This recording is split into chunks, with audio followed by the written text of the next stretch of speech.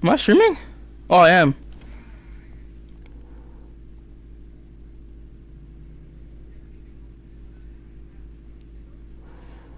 Join back. Head How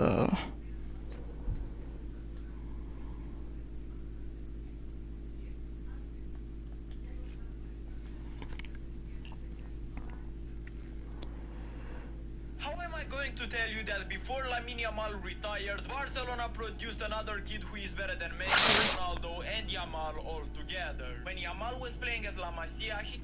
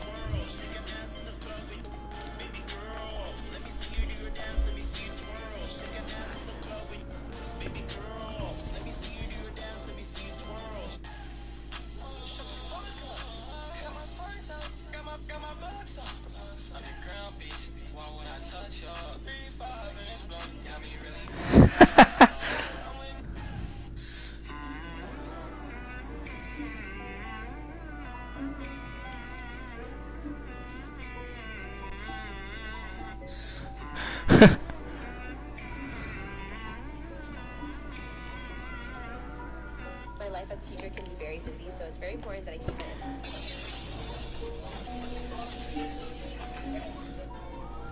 I see trees of green, red roses too. I've seen them blue for me. I see trees of green, red roses too. I've seen them blue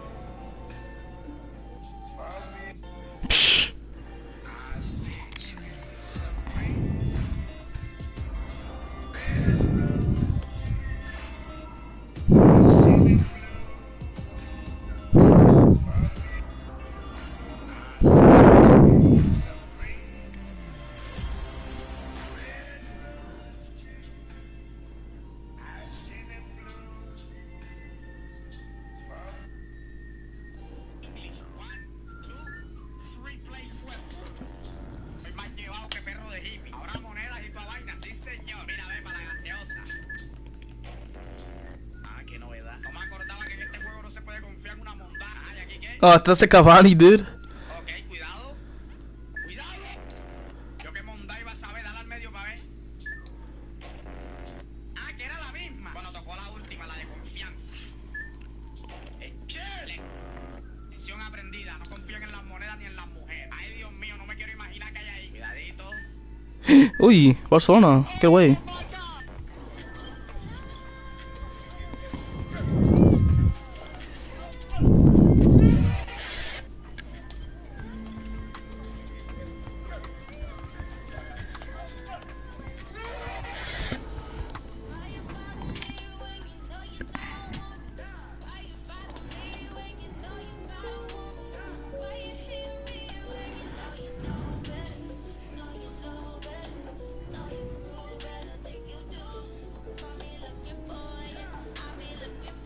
What the fuck, dude? B-Jork?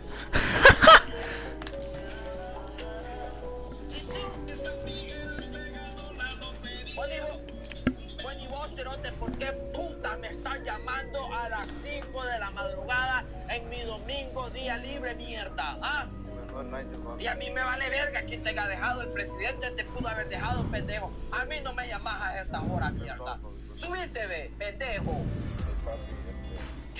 ¿Creen que le arraite a mis amigos? ¿Cuál es? ¡Ay, pues puta! ¿Estos amigos con qué hora se subieron, hijos de puta? Sí los podía dejar a la casa, porque ¿Y ustedes no tienen papá para que los vengan a traer? Hijo de puta, ¿y vos? Los míos están dormidos ahorita. A mí me vale verga que estén dormidos. Vos bien vergón me levantás a mí para venir a traer a ustedes tres pendejos, ma. Puta, manada, taxista soy yo, cerote. No me esté tocando mi música, hijo de puta. Usted escuchó música toda la noche, madrugada. Se despeló escuchando música, pendejo. Aquí no me venga a mandar mi radio. Este es mi carro. Don Anastasio. Puta, querer, cerote. ¿Crees que no nos pasa ahí por un desayunito? Que resaca estamos ahí. ¿Un qué? No se preocupe, nosotros lo invitamos. A mí me vale verga si yo tengo comida en la casa. Yo comiendo estaba cuando me llamaron, pendejos. ¿Creen que taxista soy yo? Uber, antes de a su madre, bájense de mi carro. ¡Bájate! Me vale verga caminando, pero le dio pata a Dios. Maldita patela. Say Lost Polos was in the front row at the Lost Polo. I ain't heard of Lost Polos in a minute. He still a plate cleaner? You guys gotta understand, like, this guy has literally never, anytime I'm ever mentioned, I'm getting insulted. Like, even him saying this right here. Los Polos in a minute. Oh, I ain't heard of Los Polos. I ain't heard of Los Polos in a minute. So you're insulting me there, and then I'm getting called immediately. Immediately I'm a plate cleaner. Immediately I'm a plate cleaner. And that's exactly, dude, listen. We're in the year 2025, bro. Okay? He first called me a plate cleaner in 2017. Say Lost Polos was in the front row at the Lost Polo. I ain't heard of Lost Polos in a minute. He still a plate cleaner? Kim Jisoo. You guys gotta understand, like, this guy has literally never, anytime I'm ever mentioned, I'm getting insulted. Like, even him saying this right here. Los Polos in a minute. Oh, I ain't heard of Los Polos. I ain't heard of Los Polos in a minute. So you're insulting me there, and then I'm getting called immediately. In a minute. He's still a plate cleaner? Immediately I'm a plate cleaner. Immediately I'm a plate cleaner. And that's exactly, dude, listen. We're in the year 2025, bro. Okay? He first called me a plate cleaner in 2017. Say Lost Polos was in the front row at the Lost Polo. I ain't heard of Lost Polos in a minute. He still a plate cleaner? You guys gotta understand, like, this guy has literally never, anytime I'm ever mentioned, I'm getting insulted. Like, even him saying this right here. Los Polos in a minute. Oh, I ain't heard of Los Polos. I ain't heard of Los Polos in a minute. So you're insulting me there, and then I'm getting called immediately. In a minute. He's still a plate cleaner? Immediately I'm a plate cleaner. Immediately I'm a plate cleaner. And that's exactly, dude, listen. We're in the year 2025, bro. Okay? He first called me a plate cleaner in 2017. Say Lost Polos was in the front row at the Lost Polo. I ain't heard of Lost Polos in a minute. He still a plate cleaner? You guys gotta understand, like, this guy,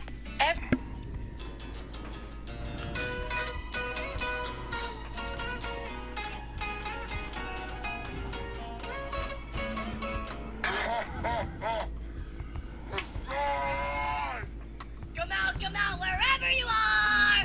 So everyone's been asking, Hassan update, Hassan Elisa, did you go to the dinner? Well, Here's your update.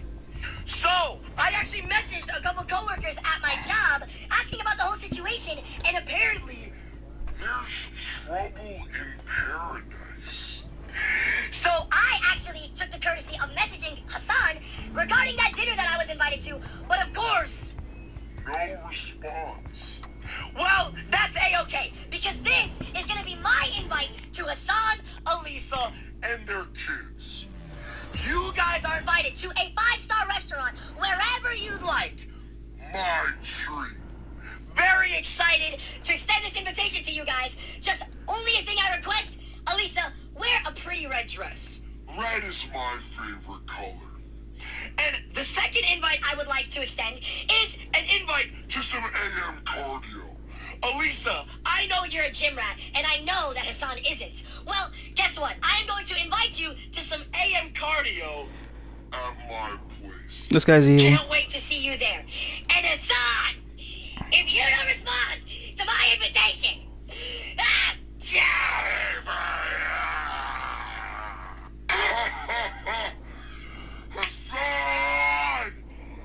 come out, wherever you are. So everyone's been asking, Hassan update, Hassan Elisa, did you go to the dinner? Well, Here's your update. so I actually messaged a couple coworkers at my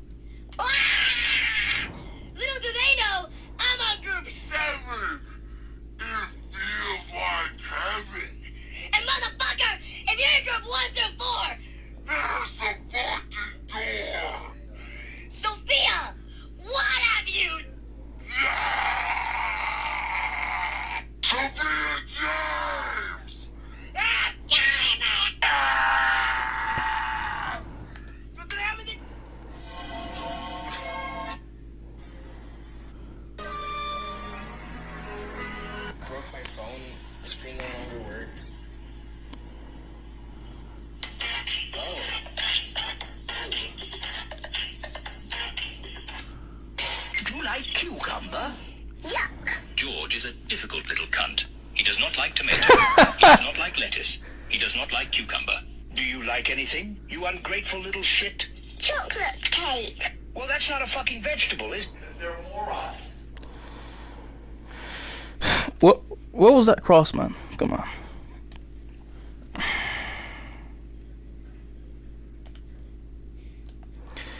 Wow, this team feels very difficult to use, man. Damn, I really am shit, bro. If I don't have a fucking fast player, I'm shit. I see your vision. I did not see your vision. Bink!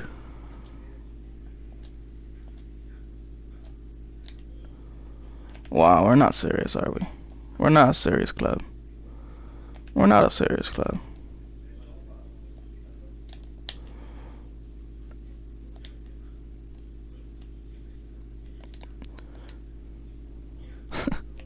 Fuck those guys. No. Ah! Nice.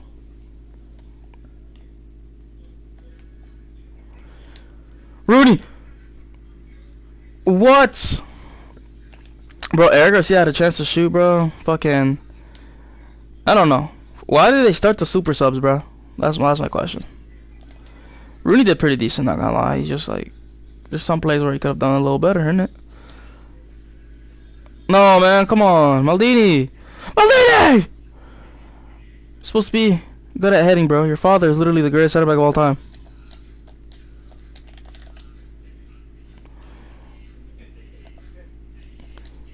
Yo, you can't be serious. Vitinha, I'm gonna sell your ass. Where you go?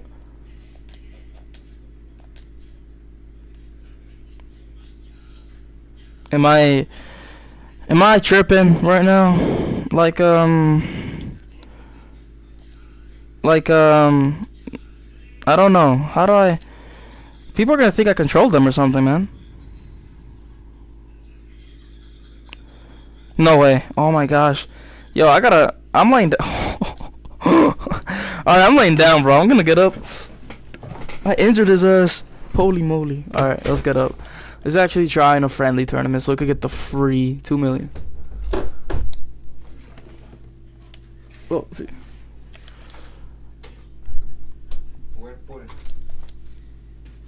Aquí?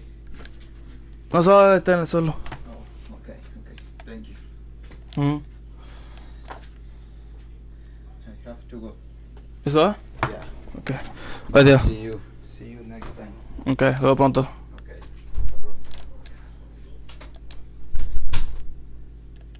Oh, dude, this team is chuzz, bro. What the hell? Fuck out of here, dude. Okay. This team is not quick. Holy crap. This is kind of crazy. Holy moly, bro.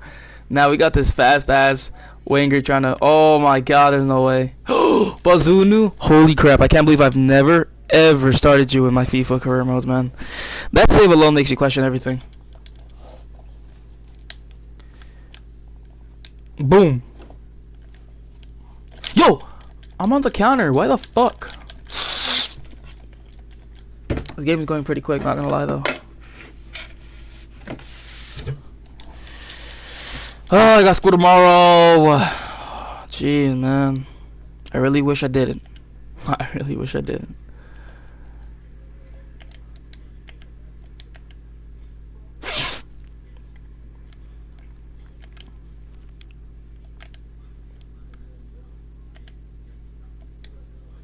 Nice.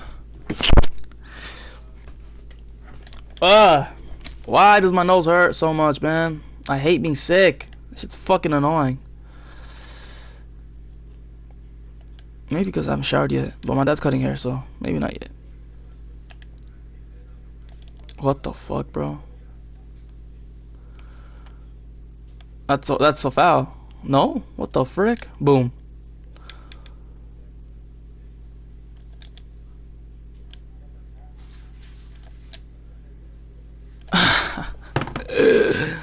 What's his pace, bro? 73. Nobody in this team has that. Oh, dude, their pace is so bad. Does anybody genuinely have any pace? Dude, only Lima has good pace in this team. Holy crap, we're out. I'm not playing with this team. I'm not playing. Next season, bro. Oh, okay, Rooney scored. Never mind, I'll take it back, Rooney. Leganes are currently in first place, but fuck it. Anyway, yeah, where are you gonna send? Where's he gonna send? Okay. We're gonna see our level when we play Sassuolo, because they are they're not mid-table. They're more like they're a lower table Serie A side, and we beat them. Nice. My stomach hurts. Whoa. I completely forgot Trossard played for Brighton, dude. Oh, that's gonna be a rape, bro. Oh.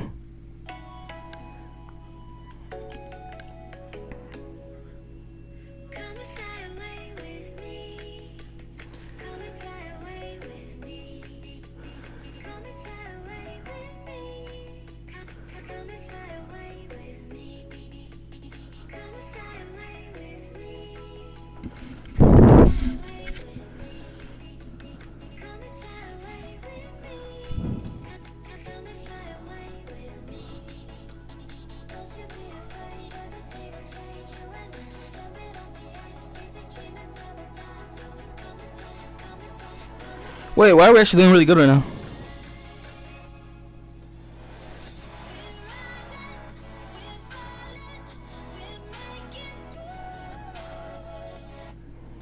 Holy crap, 2-4? Wait, this song's actually kind of hard. What the hell?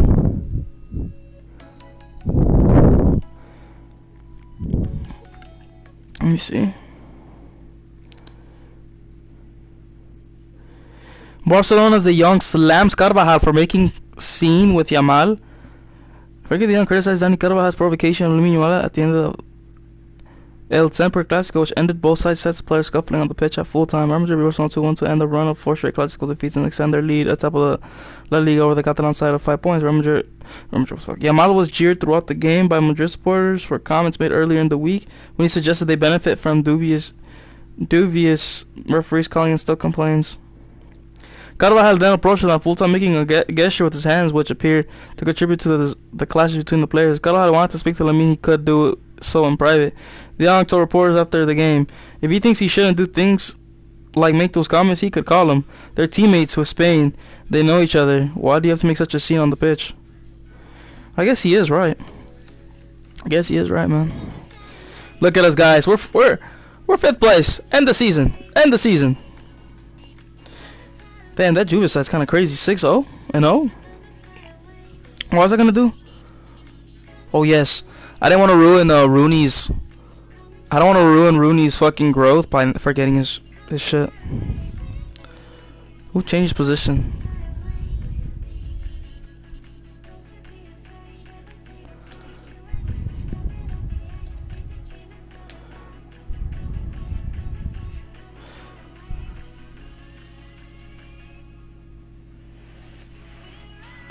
Yo, this song is so hard. That beat, bro. What the hell? I used to hate this song when I was little. Hold on, let me ask for the fucking the sound. Wait, Rooney? Hold on, let me check Rooney.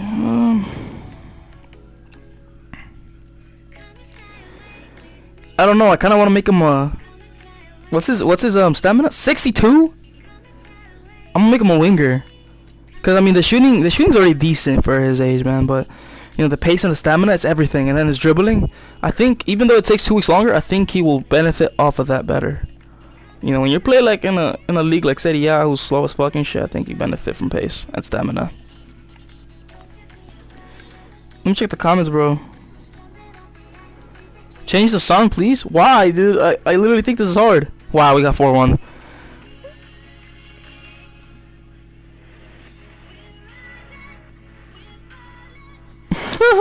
That's a good sound.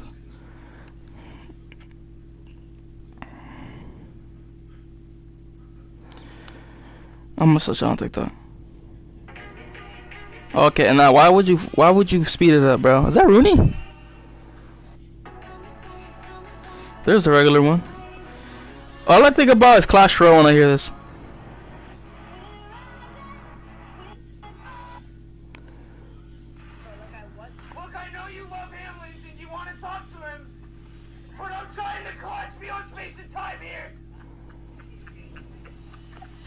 We lost the combo? I'm feeling like my old self again.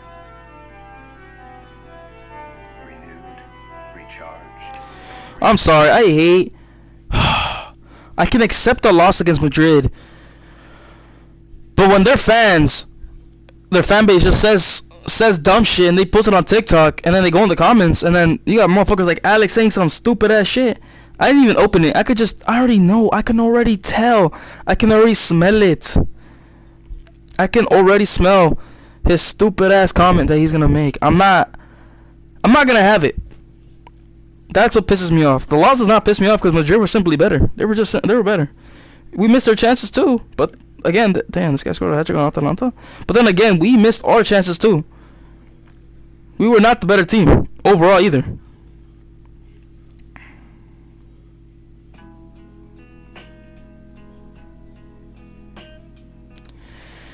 Alright, let's see his TikTok that my friend sent me. What is his problem? I know his birthday, I know his address, I know his full name, I know all his socials, I know everything about him. But I don't know how to win his heart back. Let's see what's the problem. I miss what we had, I guess. Aside from the fighting, yeah, lol. Would you run it back or not? I don't know about that. I don't know about that one dude. It would be so hard for me to trust you again. I know that, but if I showed you I was different, would you? I don't know. I'm funny jokes. I wish it was a joke. Why do you miss me? I don't know, to be honest. Every time I try to talk, every time ND talk, what the hell does that mean? Every time I try and talk to someone new, I never get the same feeling I got when I was with you, and I hate that because I know we're over. So yeah. Oh, was that an accident? No. Is it a joke? No. What the heck? What? You got it. Just keep talking to people, see who's really the right one, and then yeah, if you don't think I try, you're funny. Try harder. Even if I wanted, I can't, Tyler. What happened? What happened? Cheated and then expected bro to go back?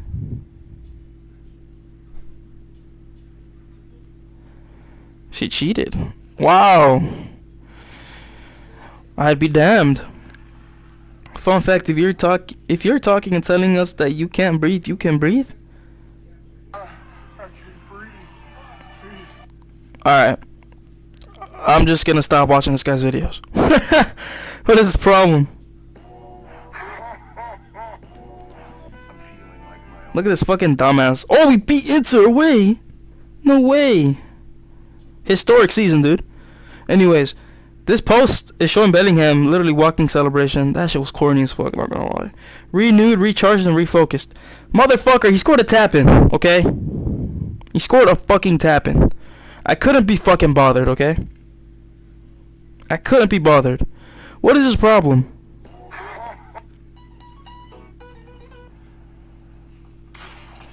What? You're fucking cancer. TMA wins. Let me look up his YouTube. You are. This challenge is so easy, dog. Okay, then you do the next video then. Part 3 then. You do it. Okay then. Okay then. Okay. Wait, why is Jaden's bus a meme now? Why is it a meme now? Why? That's so stupid. It's like, it's not even funny, it's just retarded. Well, literally, but like still, why is it a meme now? The Three Musketeers rework just got leaked, and it's pretty cool, I'm not gonna lie. So basically what they did was, I'm gonna put it up on the screen here, so as you can see here, there's still 3 of them, right? Still 9 elixir, all good, right? The design's a bit more fancy now, right? They look like they're a part of some sort of army, right? You got the fancy clothes, fancy helmets, and I like that, right? Why would you ruin the Three Musketeers? Like, oh, we beat both Milans. Bro, no takeover money, no fucking, no fancy shit. These are literally players I've never, except Rooney. I've used Rooney once or twice. But he's usually a bench warmer, like I said. I maybe started him once, but I've never like took him over like to that extent, like a crazy rating. Rooney's highest rating for me was like 83. Wow, we lost to those guys though. Pablo Torres' highest rating for me was 83. Oh, 84. Sorry, not really that good, is he now? But that was a bench player, so I guess 84 for a bench player is pretty decent. Bologna, nice. Right? But the main thing is their I love that song. That was my first montage Fortnite song. Alright, any crazy results here? Like, You know, I mean, we didn't lose to Inter once this season. That is insane. Look, against the big teams, bro, we drew to Roma, we lost to Juve, obviously. We lost to Atalanta. I will count them because they were Europa League winners. We drew to Lazio. We'll count them too, but that's because of Immobile's legacy. We lost to Fiorentina again. You know, back-to-back Conference League finals. You know, I mean, they're still pretty high rated, and they have De Gea. What else? Big team. Como's coming up, but we don't count them as a big team. We lost to Como. We beat Napoli. We tied at Milan. Wow, dude. Hold on. We lost 4-1 to Roma. That sucks. Yo, this might be a top 10 finish. Look at this. We beat Inter at San Siro. We lost to Sampdoria though in the cup, so there's no cup competitions. We drew to Fiorentina. This was a bad month. We lost to Juve.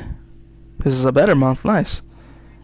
And we beat Lazio. Nice. And wow, we beat AC Milan like we said, and we drew to Napoli again. Yo, this is good. Where were we? 9th place. This is insane. They got relegated last season. We were 28 points. 28? No, 29. We were 29 points safe from that. European competitions though, we were goal differential. That's what it came down to. I told you this team wasn't gonna score that much goals, man. Fuck, yo. No, wait, we scored hella. We scored more than AC Milan, dude. Yeah, no, wait. Sorry. Wait, where is it? We have 72. Yeah, dude, we scored more than every team except Juve and... Who else? Juve and Inter. We scored more than everybody else, but we conceded so much. We conceded so much, bro. What the hell? We beat Roma in their second. Okay, this is quite promising. Dude, Juve, what is up with them? Why are they so crazy this season? They never win that much in the first season ever. Not in any takeover, man. I mean, 4 losses there, and then, you know, you haven't lost a single game here either. Sampdoria beat us and AC Milan, and then dude, they were in the final and they beat Inter. Sampdoria was crazy. They popped off. So this was a successful takeover. I mean, a first season, sorry, so far. I liked it. You know, look at the what? Bro, I kid you not. This brother was like he was like 69 rated when he joined us. Yo, 8 fucking plus. Rooney popped off. Look at that pace, bro. From like what, 70 fucking something to like 82. That is crazy. This is great. That's awesome. Everybody had some good growth, man. Even this guy, man. That's great. This guy, wow, dude. You're supposed to grow the fastest too. Holy crap. Can he play winger? No, he can't. He's genuinely a shit striker. Anyone has crazy growth in here. Oh my god, Daniel Maldini with it, bro. He's not that fast though, but still, you know. To have that, yo, you're 6'2" and you have 60 something jumping. You're kind of crazy. 3 plus. So basically everyone in the starting 11 had a crazy growth. Even the 32-year-old. What the fuck? Is he declining? He's not declining. He's still peaking. Okay, we could play him like 1 or 2 more seasons. Pedro Lima. I mean, I don't plan on replacing him. Not gonna lie. He's gonna keep growing. Winter, he did pretty decent. I mean, they all grew. Everyone in the starting 11 fucking grew. Except Martin. Martin's growth is iffy. Even Bazunu grew, bro. Come on. Alright, let's see who contributed crazy. Okay, I don't know how he got 8 plus with those stats, but you know, 30 GA. This must be like top 5 midfield primes ever, bro. What the fuck? 30 goal contributions in the Serie A, bro, as a 30-something-year-old man. You know, even, I mean, Xavi in his prime dropped like 40 in the season, but you know, still. Look at this guy, bro. 18, 30, 26, 13, 11. Bro, these guys dropped double-digit numbers. What the fuck? Even this guy was close, like 6, 2. Oh, everybody got on the score sheet. What is the problem, bro? Come on. All right, yo, we did this spending 100 mil. Holy crap! Selling that striker from Iceland or wherever the fuck he's from. Looks like Iceland. That was the best investment ever. Not gonna lie to you. That was great. That was great. That was very great. Selling him was perfect. Saved their season.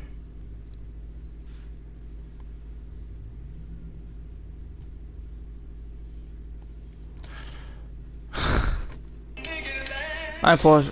Round of 16. Round of 16. At 9th place. That's better than Genoa's.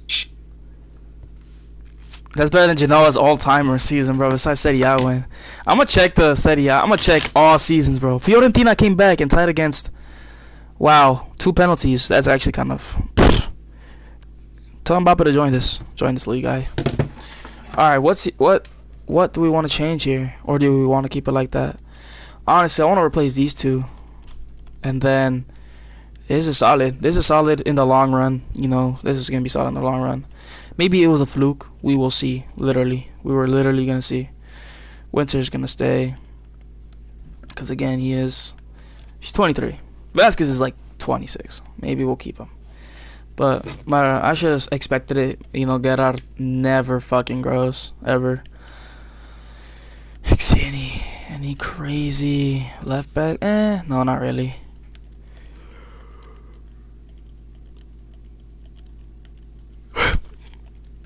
Why am I throwing so much, dude? What the fuck? Pause.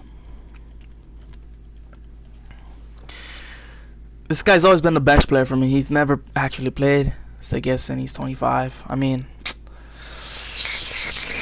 fuck it. How much money did we get funded anyways for second season? We have 30 mil. We could sign one more player for like a weird range. Genoa right now is dead last right now at the moment. Last season they were 13th place. Wow, that is 13th place. Okay. 23-24 season they were. Where was Genoa? They were 11th. Wow, they were they were a place below Napoli. Napoli was 10th. That's crazy. Can we see the other seasons, please? Serie A 23-22. 23-22.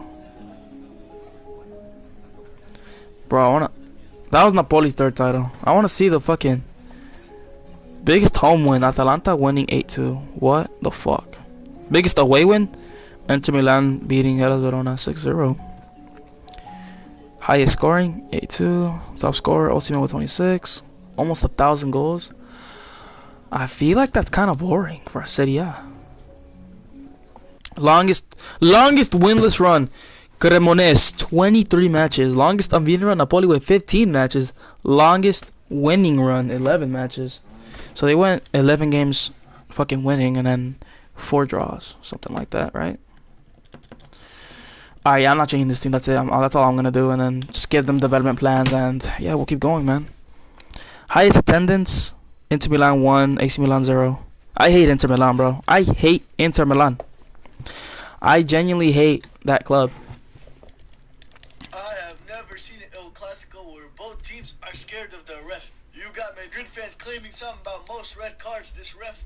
And then you have Barca, well, clearly when we have this ref, we lose more than we win, bro. So both sides, they're scared of the ref, bro. My personal experience is this man robbed the Yamal goal, bro. The last El Clasico he refed, we lost. So I think we have the disadvantage, but that Yamal goal was clear as day, bro. Anyone that said that wasn't a goal, done lost their minds, bro. But bro, why are both teams crying before him? Cause shit, bro, he be giving red cards to Madrid. Apparently, the most red cards he's ever given is to Madrid, bro. And the Barca fans, they pulled out the numbers. They pulled out the Madrid 63%. They always win with this ref. Us, the Real Madrid 9%, bro. Apparently, they don't lose with this ref, bro. So all I'm seeing is we all tying tomorrow, bro. We doing all this research, all this stuff, bro. We did anything but tie and win. We did anything but tie and win. That was okay embarrassing. It was embarrassing. That first half was fucking embarrassing. It was a fucking shame. It was a disgrace. It was a disgrace. I think we could have done our better choices, honestly. This would have been bold move, but I would have done it anyways. I would have made Rashford a striker and left wing would be Guillermo Fernandez. Easily, honestly, I don't care. Anyone but Ferran, I promise, bro. I would play anyone but Ferran, bro. Call up anybody from the fucking the youth academy, bro, or Barca B, in fact. You know, I'm tired, bro.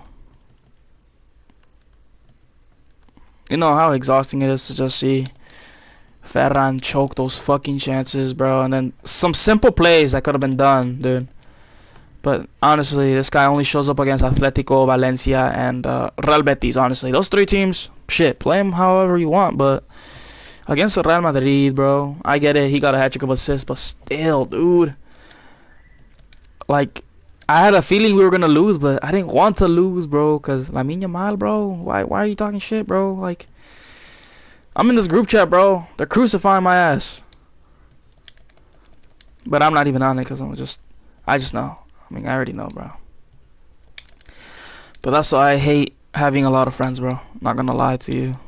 Like, yeah, this guy's peeking down your ass. Like, I know that they're trolling, but I know that I cannot take trolling like that, bro. Like, it pisses me the fuck off. I can't do it. Dude, this guy's a cam, bro. Look at this guy's stats. What is he, a fucking freak? He's a freak. Do we really want a 32-year-old defending as a holding midfield? I don't think so. Okay, he's a playmaker. He's a holding midfielder. And the other guy is... It's not you. Or you. Wait. Oh no, the other midfielder is a cam. Fuck, I forgot that. The guy is... Ooh. I'm gonna gamble this as well. Ooh, 5-star. 5-star weak foot, huh? But I wanna... What's the point of having a 5-star weak foot if you're finishing a 74? So I'm gonna keep being a shadow striker. Just to upgrade his weak foot. His finishing. Because, like I said, what's the point of having a 5-star weak foot if you're finishing? It's just shit in general, dude. You're like Barcelona Dembele. Is there really a point of that? No, absolutely not. That pace? He has 70 pace. Maldini's gonna go up real quick. Now, I think he's already at a decent pace, from 70, low 70s to like almost mid 80s. So we'll keep it at that, because you're a winger. You have good dribbling already. The agility is insane, by the way. Holy shit. Anyways, yeah, bro. Not starting Araujo, mistake. Starting Ferran, mistake.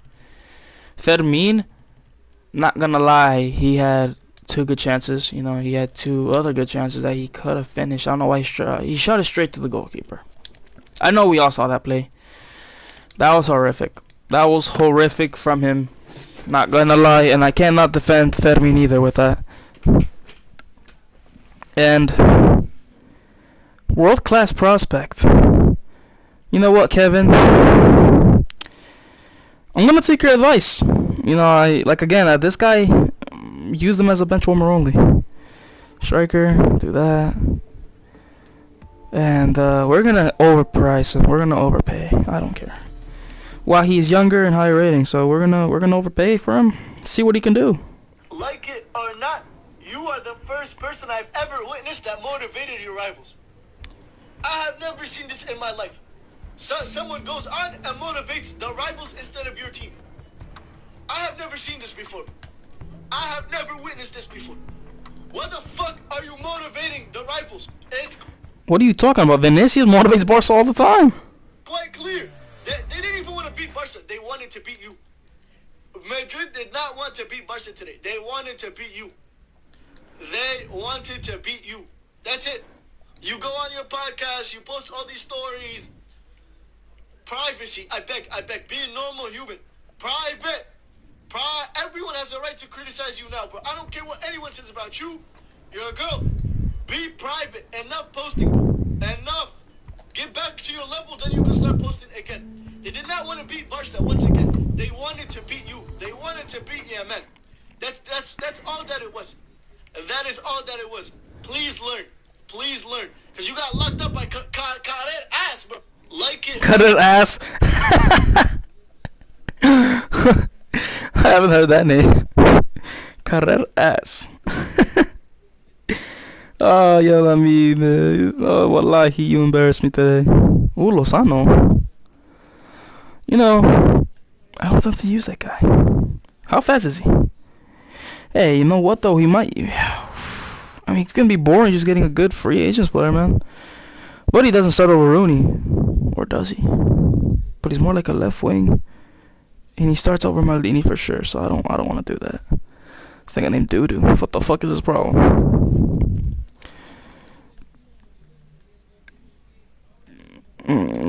Stop sending me reels, bro. I don't want to see no reels about my team, bro. The ass. Yeah, I'm not watching this shit. Fuck this guy. These 11 set of players, they are pathetic. Yeah, man, number one pathetic. Number one pathetic. They had 2 goals ruled out, 3 offsides, and you couldn't win. Pathetic set of players. Pathetic, pathetic, pathetic. Congratulations, Madrid. You were the better team. You were the better team. Just like how we were better every Clasico last year. You were better. And Lamine man, don't talk. Don't talk. Why are you talking? Why are you going interviews and talk? You can't talk and expect them not to do something about it, bro. As I'm watching now, bro, this is the highlight of our season. Pathetic. Pathetic. Left wing, Arau, pathetic. That's what we resorted to. Pathetic left wing. That's what we resorted to. We need Arau at left Araujo wasn't even that bad, brother. wing. That's what we resorted to. Pathetic. Rafinha, I want to say thank you for backing up the players. I know you came and traveled with them. I want to say thank you. I appreciate that. Other than that, the set of players that played today, pathetic. These 11 set of players, they are pathetic. Honestly, now you really see the level between Lamine and Rafinha. But Rafinha is so much better. I don't care. I don't care what nobody says, bro. Rafinha is astronomically fucking IQ, work rate, way better than Lamine. It's not close either, bro. Second Ballon d'Or, my fucking ass, bro. No fucking way. No fucking way. You just went on to talk shit and then lost like that, bro. Getting locked up by Qatar ass, bro. Psh. Madrid has 2.24 XG a half. There's 12 shots, 7 on target. Ya Allah, what is wrong with German people? Ya Allah, what is wrong with German people? What is wrong with... Why'd it pause? Madrid has 2.24 XG a half. There's 12 shots, 7 on target. Ya Allah, what is wrong with German people? Ya Allah, what is wrong with German people? What is wrong with the nation of Germany, bro? Drop the fucking gimmick, bro. Everyone in the box, bro. Everyone get put in the box, bro. Well, I don't understand, bro. I don't. 2.42 XG. What is there left to say, bro? What is it? You're doing this highlight for half a goal. You're doing this highlight for half a goal. Half a fucking goal, bro. And you're doing this highlight, they should have 3, bro. They should have 3, 4, 5, bro. This highlight tactics, Germany. No. I'm done, bro. I'm done, bro. I can't believe it, bro. I can't believe this generational cooking we're being cooked, bro. This is generational. You know what, bro? All because some people don't believe in defense. But the defend and attack. You don't need attack. Madrid has 2.24 XG a half. There's 12. CDS Inc? Who the fuck are they? CDS Inc is hiring seasonal package delivery drivers starting at $165 a day in Hollywood. Oh my fucking gosh. You see, I don't know how to drive trucks. Sorry. Like, I need you to break up with your girl at halftime. Fake deep ass. We should be losing 10-1. Oh, bro, that Lamine cross and Koundé missing that? Bro, Lewandowski buries that shit. 100%. Lewandowski. Why is he not playing? Is he injured? Is he injured? Let me find out he's not injured and they didn't play him because he's old. 10-1. And outside by... Shouldn't even be outside really, bro. Shouldn't even be outside. We should be losing by 10-1, bro. Honestly, now that I think about it, why are people like so... why are they freaking out about Lamine Yamal having a girlfriend, dude? You know? You kind of just think about it, man. Why are they freaking out that he has a girlfriend? Every normal teenager has a girlfriend at 18, dude. Why are we freaking out? But when I told you these tactics don't work, bro. Madrid are not good Just give him the ball, bro. Give him the ball at their half, bro. 45 plus 6. Oh, they're about to score on us. They're about to score on us some more, but 45 plus 6. Where is he at? I don't ever want to see you in a relationship ever again. I don't ever want to see you post on Instagram ever again. I'm being serious, bro. I'm being very serious, bro. That first half you just dropped was 0 out of 10. I don't want any Barca creator to ever come out of here and ever tell me these tactics are good. Madrid should have 4 goals, 5 goals at half, bro. Offside, a penalty that was not a penalty, but, you know, some refs would have gave it. Well, what else? 2 offside goals, actually. And a few chances that they just give to Szczesny, and a few chances that Szczesny saved himself. I need you to break up with your girl at halftime. Fake deep ass. You won't believe the word that's behind me right now, bro. You're forward. Your 2 starting forwards are out. What do you mean attack more? لا حول ولا قوة إلا بالله. لا حول ولا قوة إلا بالله. يا ربي سلامة يا ربي سلامة يا ربي سلامة. Take a book from Juve, bro. Drop. 11 people in the box will counter them. Man loses his best forwards and wants to attack more, bro.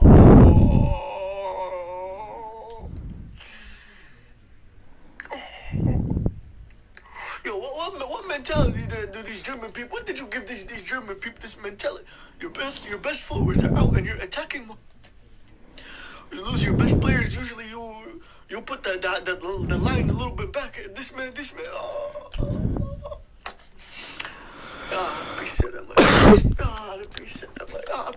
You won't believe the word that's behind me right now. You're forward. Your 2 starting forwards are out. What do you mean attack more? لا حول ولا قوة إلا بالله. لا حول ولا قوة إلا بالله.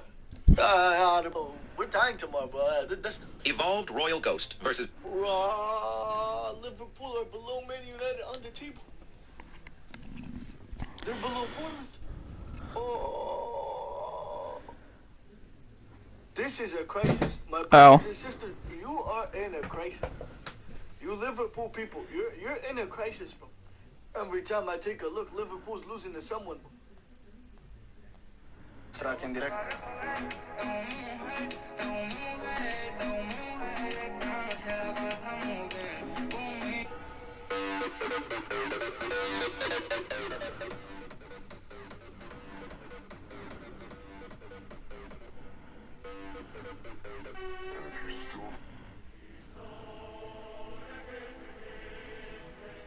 Oh yeah, Vinicius, dude, complaining about being subbed out, bro. What is his problem?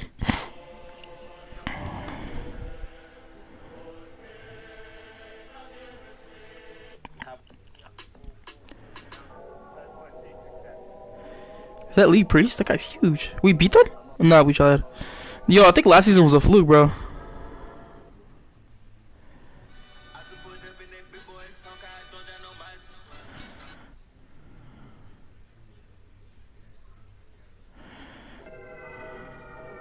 The greatest team of all time based on potential to FC26. To start off, we have Neuer in goal. This guy is so good that Pep wanted to play him in midfield, but the board said no. In defense, all Bayern fans will agree that Kimmich is the best right back of all time, but he just doesn't want to play there. We also... This guy must be trolling. I would hope he's trolling. Also have Thiago Silva. He would be regarded as the best defender of our generation if he didn't have to retire at 22 and waste his prime years at PSG. We have Maldini, who has his potential. And it might sound crazy, but Nuno Mendes should retire as the GOAT left back. In midfield... I mean... He's definitely not... No, he's not beating Roberto Carlos. He's not beating... I think Maldini is regarded as a left back. So, I would easily count Maldini as a left back. You know, and then the big one, the GOAT left back, Marcelo. No one is topping Marcelo ever.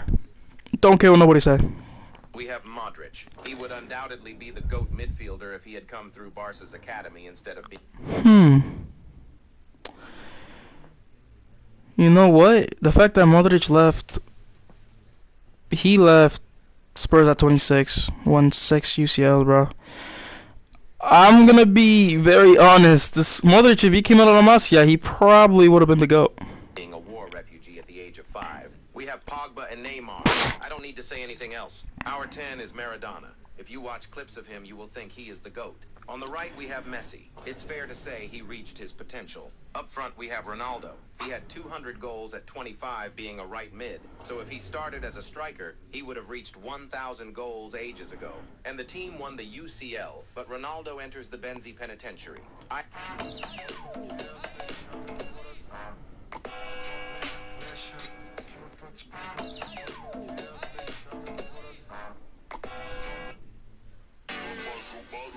Free emote 6-7.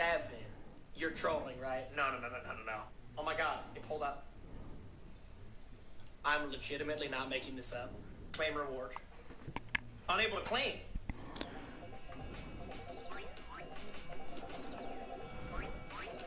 We as a...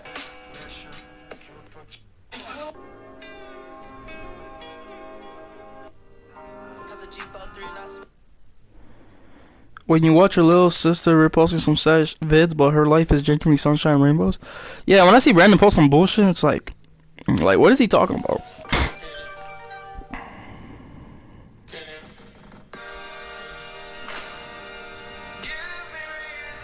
This is what you call the El Clasico. You got people wanting to punch each other just over a game of football. I'm amazed. Hey, separately though, Hansi Flick, do you want to stop this high line? Wallah, do you want to stop, bro? Wallah, the old El Clasico is back. I'm seeing people swarm Lamine Yamal, bro. This is greatness, bro. I'm not gonna lie, the game's packed.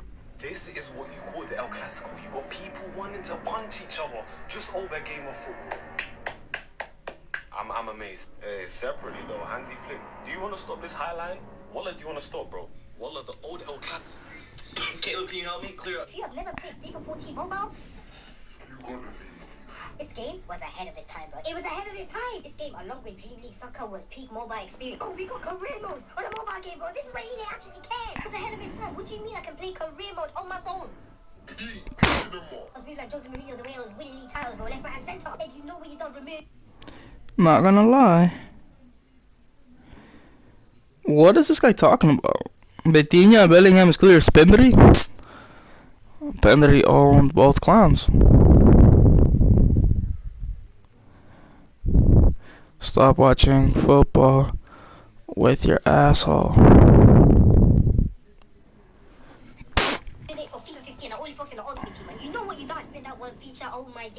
Yo, Ultimate Team, bro. I think they had like a silver Messi. Let me see if anyone remembers.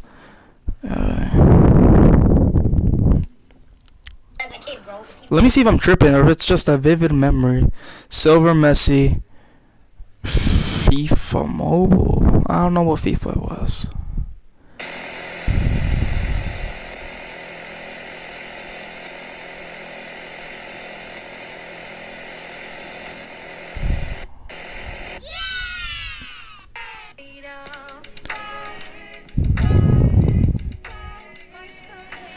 Yo, FIFA Mobile, when you're with Charleston, oh my boy, that FIFA was the last good FIFA Mobile. I'm not gonna lie to you.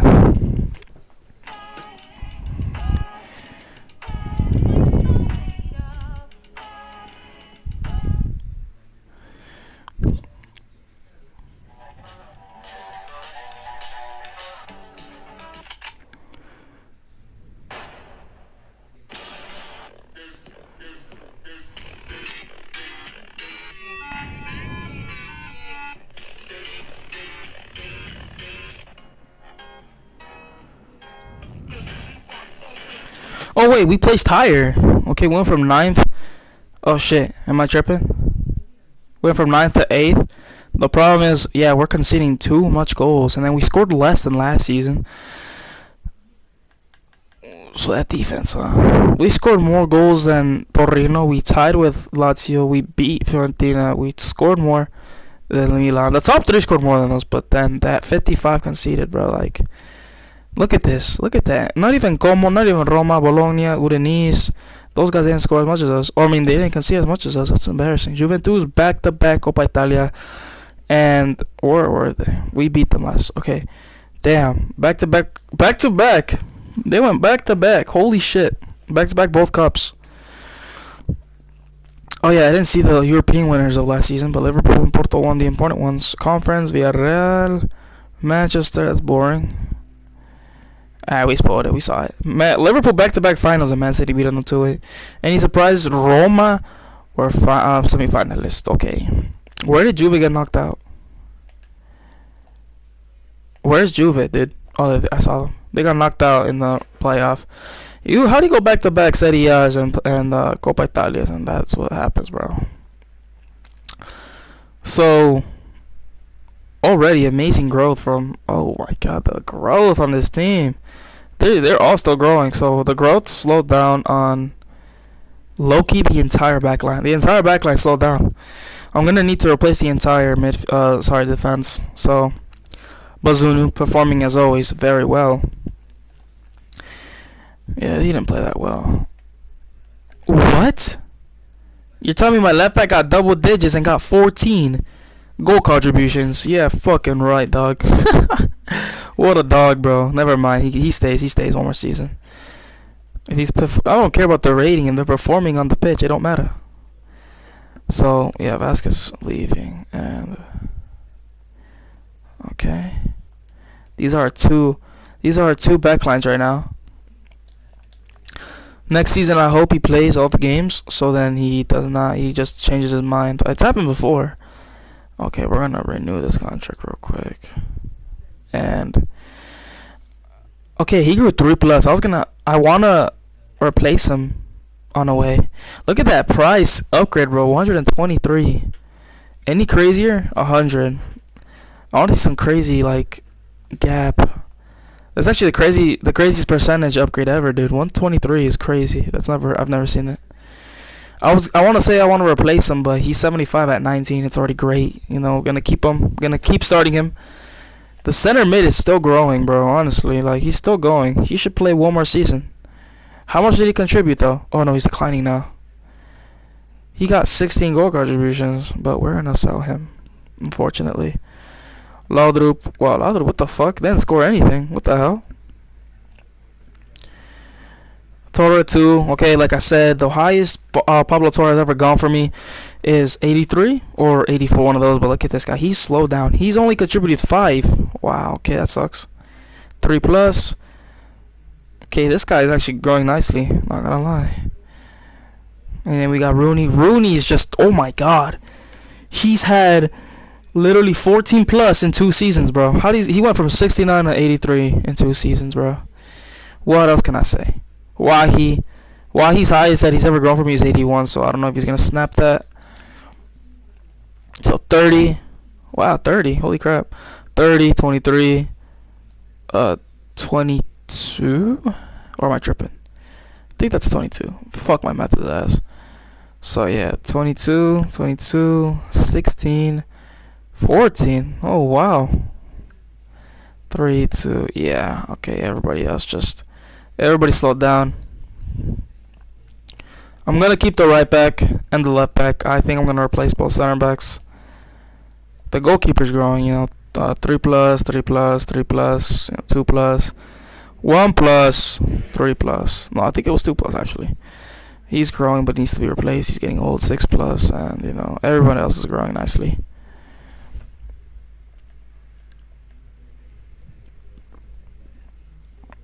That center back's looking real good. Anyways, yeah, 9 mil. We're gonna spend it on 2 center backs, and that is it. Everybody else is pretty solid, not gonna lie.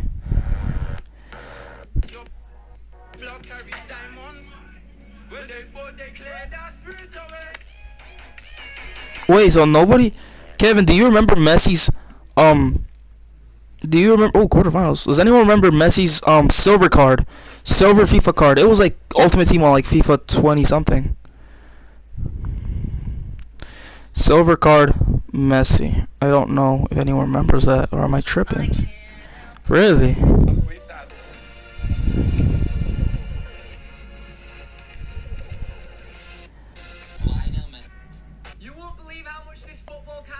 No way. Yo, I can't see. Okay, silver card. Let's see. Ultimate team. I'm gonna see if I'm tripping, right? I must be tripping. Messi had a silver card, bro. I can't be tripping, dude. I know Messi had a fucking silver card. He had like a 74 rated card with like 90 pace, fucking 74 shooting, and then he had like 90 dribbling. He had 290 stats and then like 70 shooting, like 80, like a low 80 passing. I think I'm tripping balls, dude. No way. Ukraine are in the Euros? What year is it? It's 2028, ain't it? It's 2026. Okay, he's in the World Cup. Ukraine's in the Ukraine's in the World Cup, bro. We qualified, or they qualified. So far, let's see. Any surprises here? Not gonna lie, no surprises. Very nice. I haven't checked the World Cup. Okay, France? Okay, Mexico beat France. Okay. Ghana. I feel like Ghana would qualify over Denmark.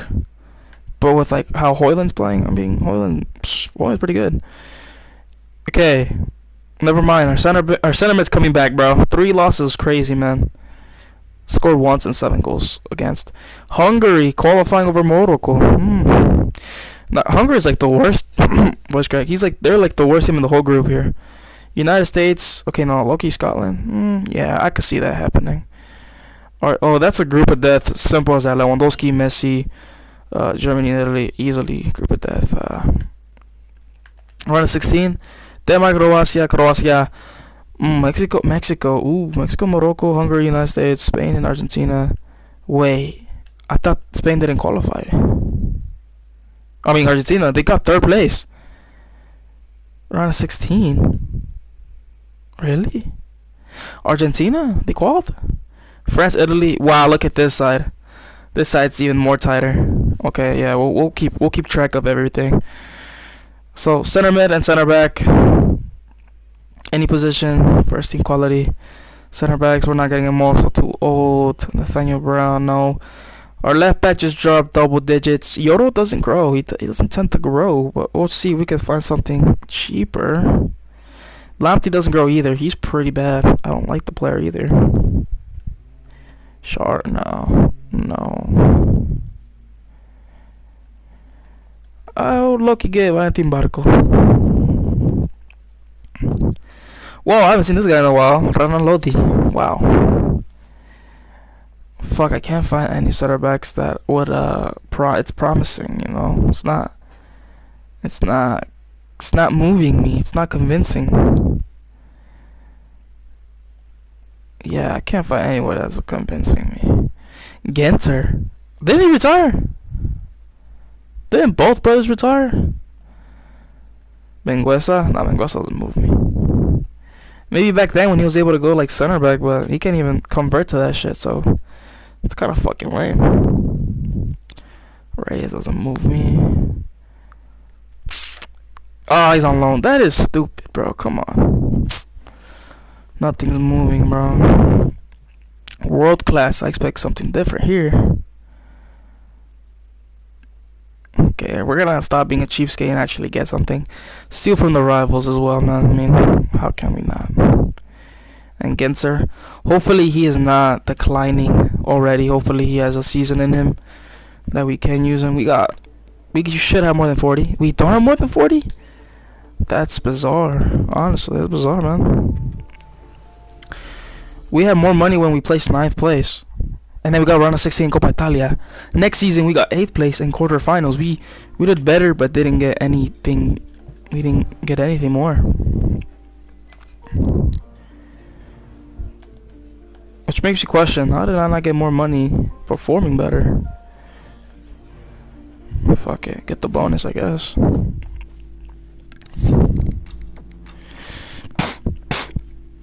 So this is a perfect time to experiment. Okay, Matthias Ginter. Okay, so that's actually gonna be the only signing. Fuck it, I don't want to really do any more. Oh shit.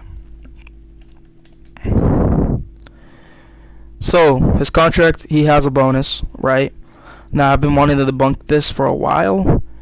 I just never knew how. I mean, I knew how. It's just like I've been lazy to do it. Where's the center mid at? Fuck, dude. I don't know. He's declining. He's declining, but I don't want to sell him. He still contributed last season too. We're gonna renew everybody. Fuck it. I don't want to. We're gonna let everybody grow one more time, maybe, and then try to. This is season 3. Season 4, we will focus on, we'll try to focus on trying to get Conference League ball and make business, cause let's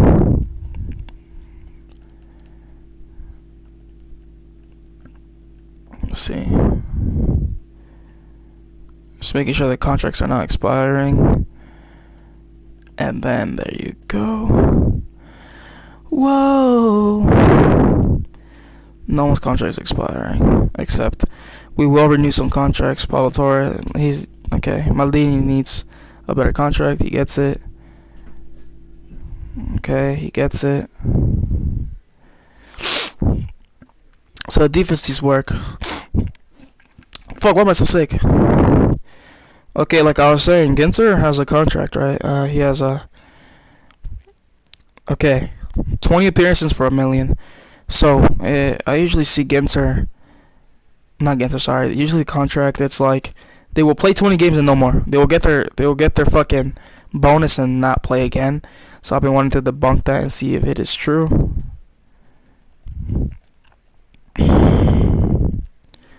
Wow, okay. I don't think these are 81 rated goalie stats, bro. 88 reflexes, 82 positioning, 83 kicking, 84 diving. That is not an 81 rated keeper stats, man. That is definitely not. So falls back. I'm gonna transform him into center back, high key. Ginter's gonna start declining very soon, and it's just for the better. Upgrade the pace on Segson, whatever his name is. Not gonna lie, they're not starting. I'm not gonna change their shit because it's kind of a waste. He's peaking, so he shouldn't decline now. And stopper, he's gonna be starting very soon as well, so may as well check up on that and keep him on that.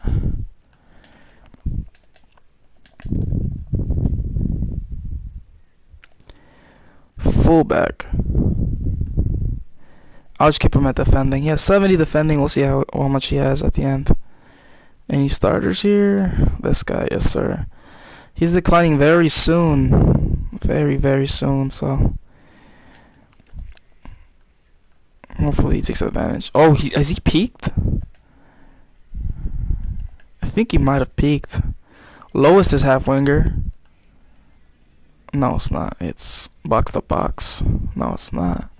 It's playmaker. Okay. Torre, he's showing signs of slowing down. Holy crap. Maldini keeps growing, man. That's great. That's great. Great for us.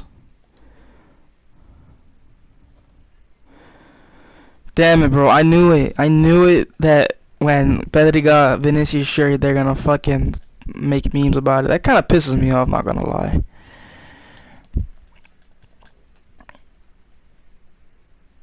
Okay, we'll keep him at that. The dribbling's insane. 99 agility. He got his first 99 stat at what? 20? Holy crap, that's insane. And then he has 93, 92 dribbling and ball control. That's actually awesome. That's great. His next stat, yeah, ball control and dribbling. I mean, what can you say? Composure. Okay, that means Rooney gets nervous quick, don't he? I truly believe this striker can reach. I truly believe he can reach 70 before getting there. Had him at 16, 17 maybe, 60. While he can't really talk shit when he was top scorer last season, so I'm just gonna let that be, honestly. But this guy is some fucking shit, bro. This striker is honestly horrible, bro. I'm gonna try to loan him away. How about that? I'm gonna try to loan away this guy, cause I don't know. You should not be playing like that shit, bro. Wait, yo. His like, dude, what the fuck? He's kept up with the rating. He was 14. He was like 50 something rating, and this guy just he skyrocketed in his potential. Actually, no, his potential's been staying the same, 88 to 94, except his potential was 89 to 94, but he still dropped. But still, we're easily going to loan him away. You know, because there's actually no way I'm gonna waste this guy. No way. Easiest loan ever. How much years does he have in his contract? Can I renew? I can't. Huh? Stupid.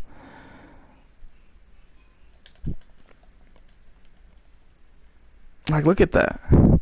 He has nice agility, bro. Nice pace, good dribbling. You know, green fucking pace and agility. I mean, passing. It's pretty good for his age. Hopefully, we can loan out the striker and the winger. Let me actually check this real quick.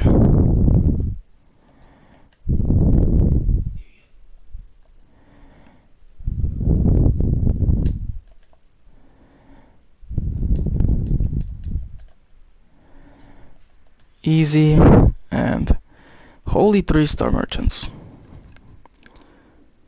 Manager confronts fans. I don't give a fuck about Wills, dude. I don't think anyone cares about Wills. Ah, shit. Okay, so this will be pretty easy.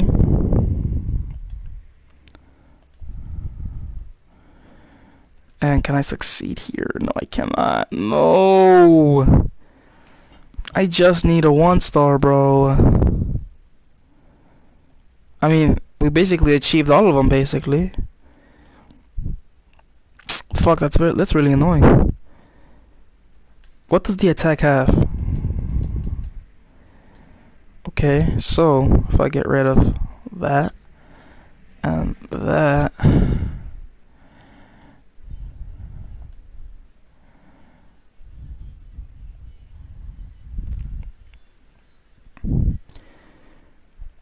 if I get a 1-star, hold on, 1-star, right? No, 2-star. If I get a 2-star, can I buy another of this guy?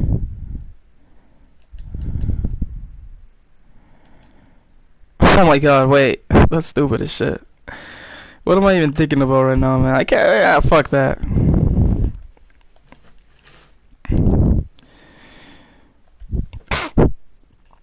Fuck my nose brush hurting. We're gonna keep him. We're gonna keep him there for now. We're gonna keep Euro in there. I will keep the right back. I'll keep Lima there. He's performing very well. Now I'm gonna get Barco over Brown. I'm not gonna lie to you.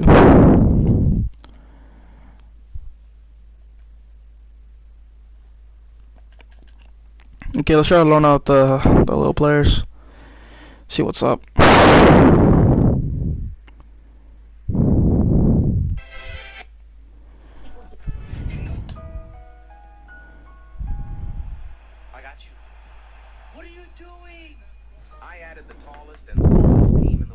FC26 to see which one does better.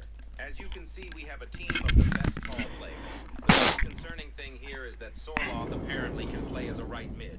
Let's not give Arteta any ideas. Also, we really got Holland starting a YouTube channel before GTA 6. Bro is going to overtake me in subscribers soon.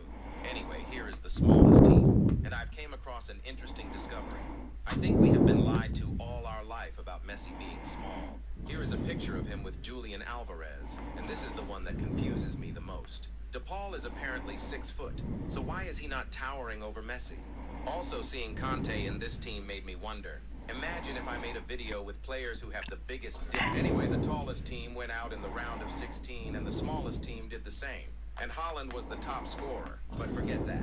If we get 67k likes, I will do a team of players with the biggest dick. Bro, what?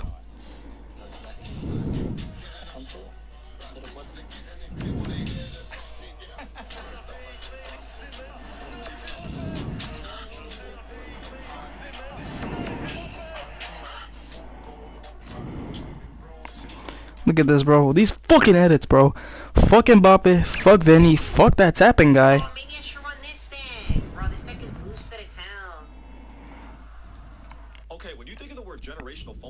what's the first thing that comes to your head? For me, it's Pammy Baby by a mile. If you guys don't know who Pammy Baby is, or you don't remember, let me refresh your memory. She was pretty much known for dating Aiden Ross back in the day, but eventually they ended up breaking up. Now, when I say generational fumble, you're probably thinking that Aiden Ross fumbled Pammy, because I mean, after all, during the time she was more famous than him, and she's literally a model. But no, I'm talking the other way around. Pammy Baby completely fumbled Aiden Ross. After they broke up, Aiden Ross's career literally spiked to the moon. He became one of the greatest streamers of all time, and Pammy Baby got left in the dust, like nobody even remembers her. Her relevancy was just so tied to Aiden Ross that if she was not with him, her career was basically doomed. Her career was literally before she was and who remembers when she tried starting a music career? Oh my god, that music was literally so terrible. I don't know why she thought that was a good idea. And then I guess she realized that the music career wasn't gonna work, so she just recently actually started an OF. I remember a little while before that. No way, she did?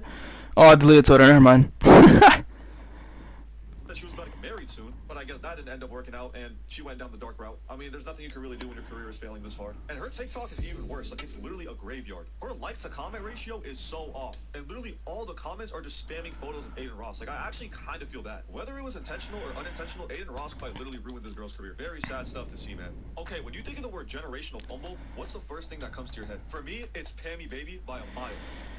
Pammy Baby, she bad? I don't even care.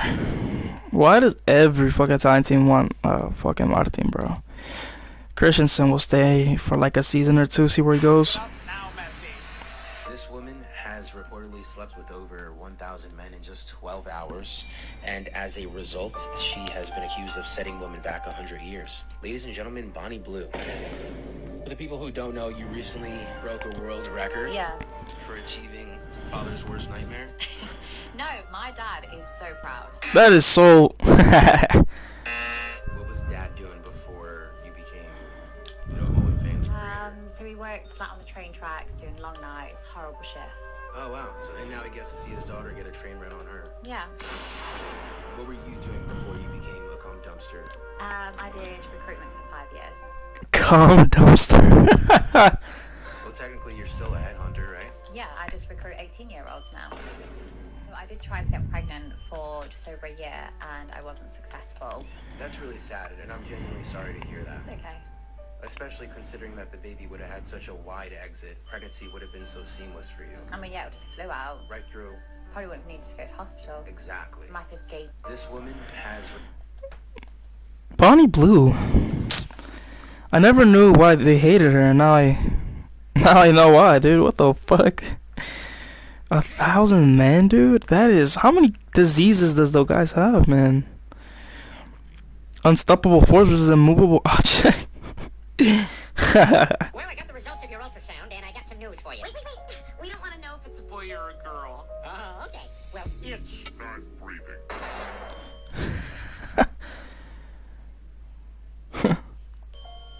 That's crazy. I've been embarrassed since I was a rookie firefighter.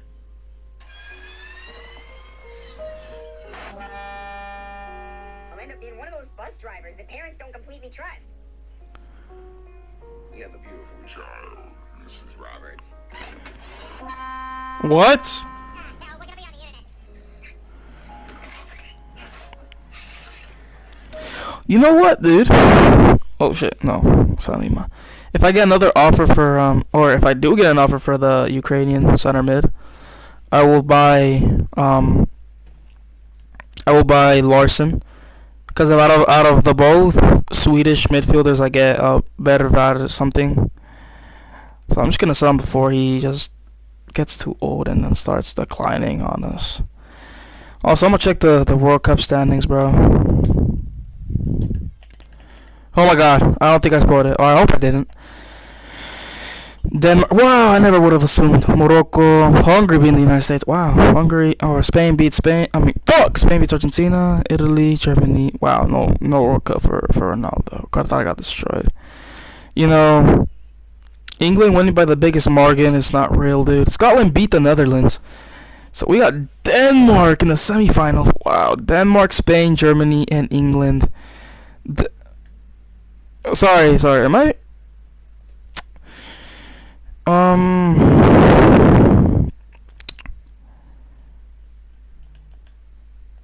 They beat Spain, Morocco, Croatia. What was their group? Okay, I mean, I don't think I'm looking at this right. Denmark won the World Cup. after I just talked shit about Hoyland.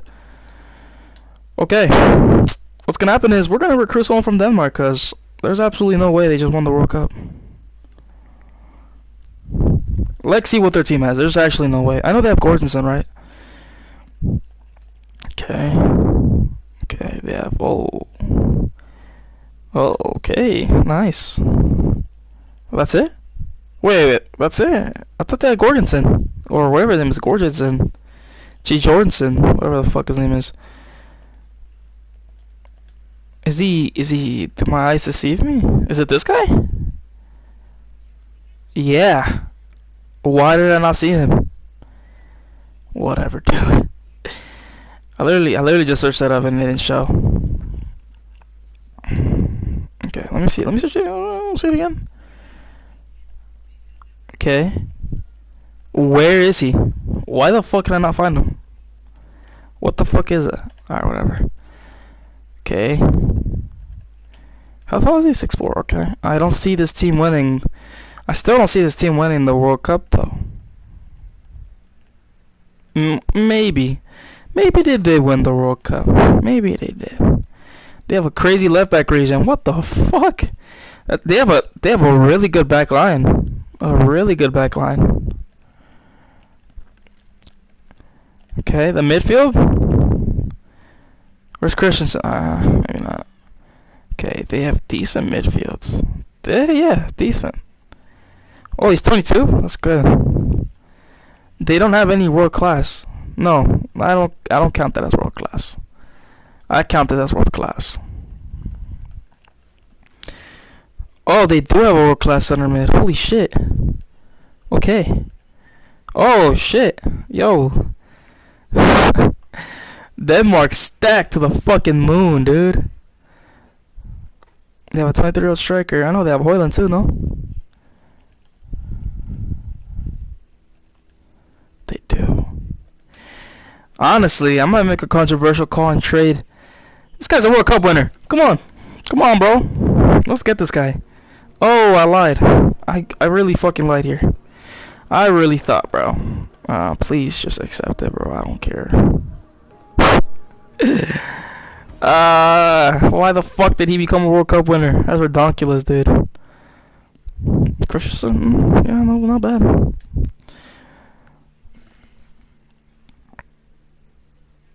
Bro, they got, bro. I swear, bro, Chris, bro, doesn't even watch soccer or football and then straight up sends me reels about Barca. Like, stop this shit. Like, you're gonna rage bait me, man.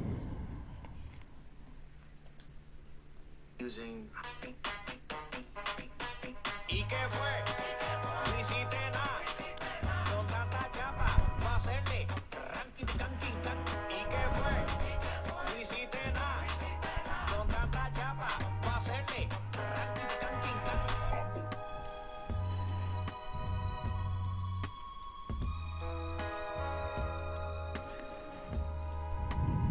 PK in 2011. Real Madrid has no dream but an obsession. Barcelona. They teach you to hate them. They hate Barca more. They love Real Madrid. They want Barca in their shadow. Maybe it works for a few years, but there's going to come a time when Real Madrid will be over. I mean, why is nobody throwing a fucking case at Real Madrid, bro? They clearly get favored all the time. It's daylight common sense. Everybody sees that Real Madrid gets favored all the time, especially for the Champions League. Now the question is, why haven't they launched a case at them? Why haven't they tried launching a case at them? Okay, I'm not selling them to rivals, bro.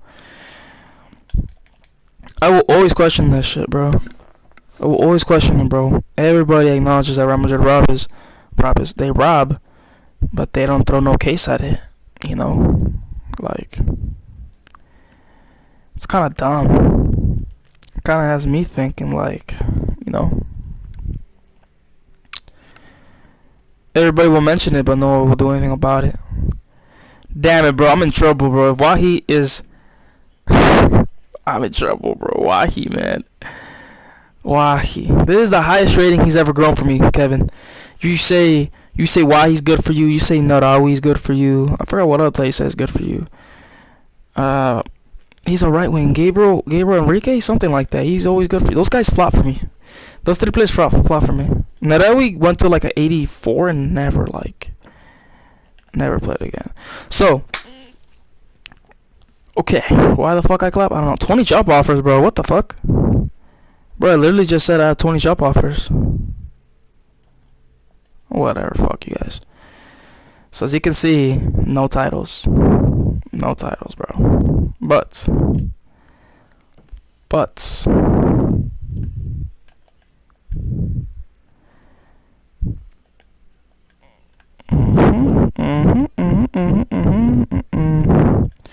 let me see.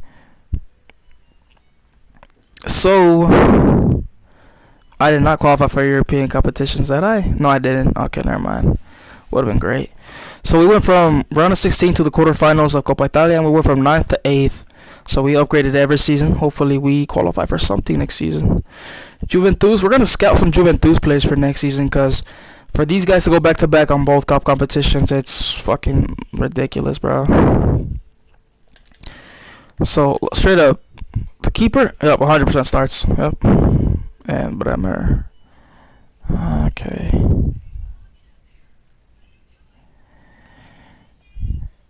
Huh? Dude, their defense is, to have Bremer, Murillo, and then I don't know what their fullbacks are, but I don't know. Like, if it's these two, I mean, I can see it.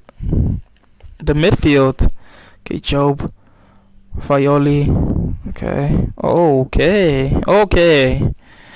Holy crap! I see why that midfield is so dominant, yo. I'm gonna start investing in Zaimedi. That midfield is actually solid. There's no bad players in this midfield. Except him, but he's the youngest one. I mean, besides Job, but still. That attack, this attack is horrific. I'm not gonna lie to you. This attack is dog shit. I would like to know where the hell Vlahovic left to. Arsenal. Wow, man. I feel like Vlahovic would be better than Gyökeres, whatever his name is. Gyökeres. Controversial call, absolutely, but I'll die standing in that hill. Vlahovic is taller, and he's scored more in a more defensive league than fucking Portuguese league, man. I mean, you know. All right, let me take off my fucking headphones. I'm gonna take off my clothes and wait myself because I haven't eaten one thing. We beat Napoli first game. Nice. What? 6-0. What the hellings?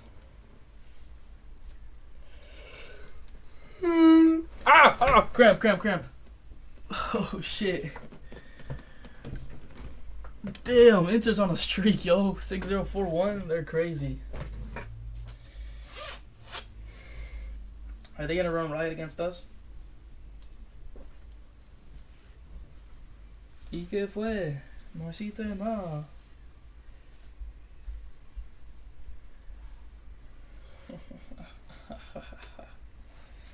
Okay, we're on a streak.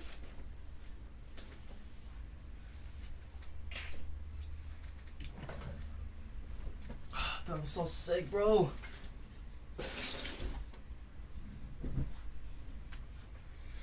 I'm looking scared of Inter this season, bro. I've seen them all over the news. They're destroying everybody, bro.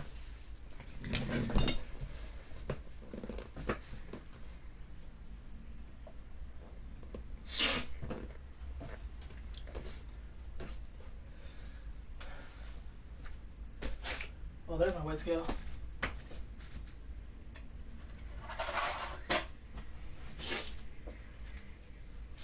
Not a single loss yet.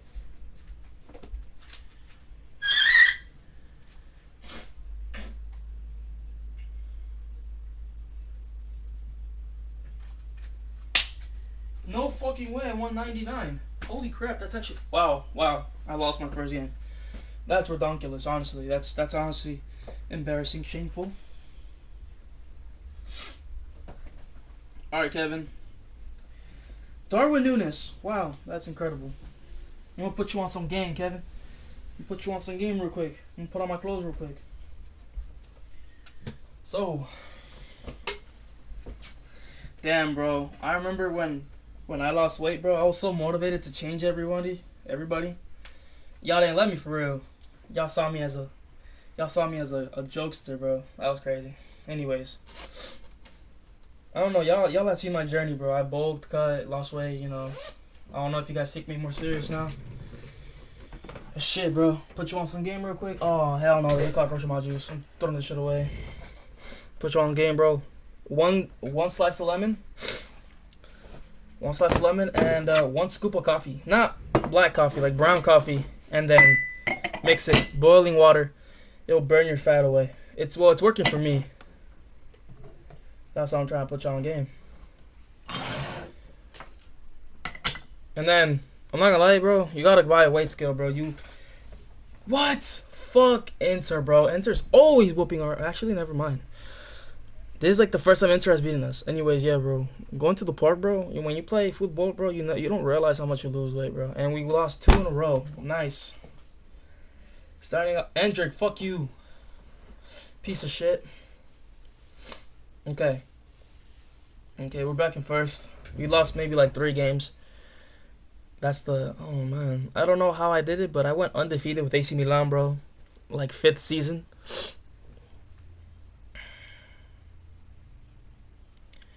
We're doing very well, bro. I'm just hoping somebody beats Inter. Okay, come on, bro. We're doing really well. We're doing really well. This has to be maybe even top 6. If I can get Conference League, it would be great. We drew against Bologna. Okay, Bologna. Looks like a Rajo. What the hell?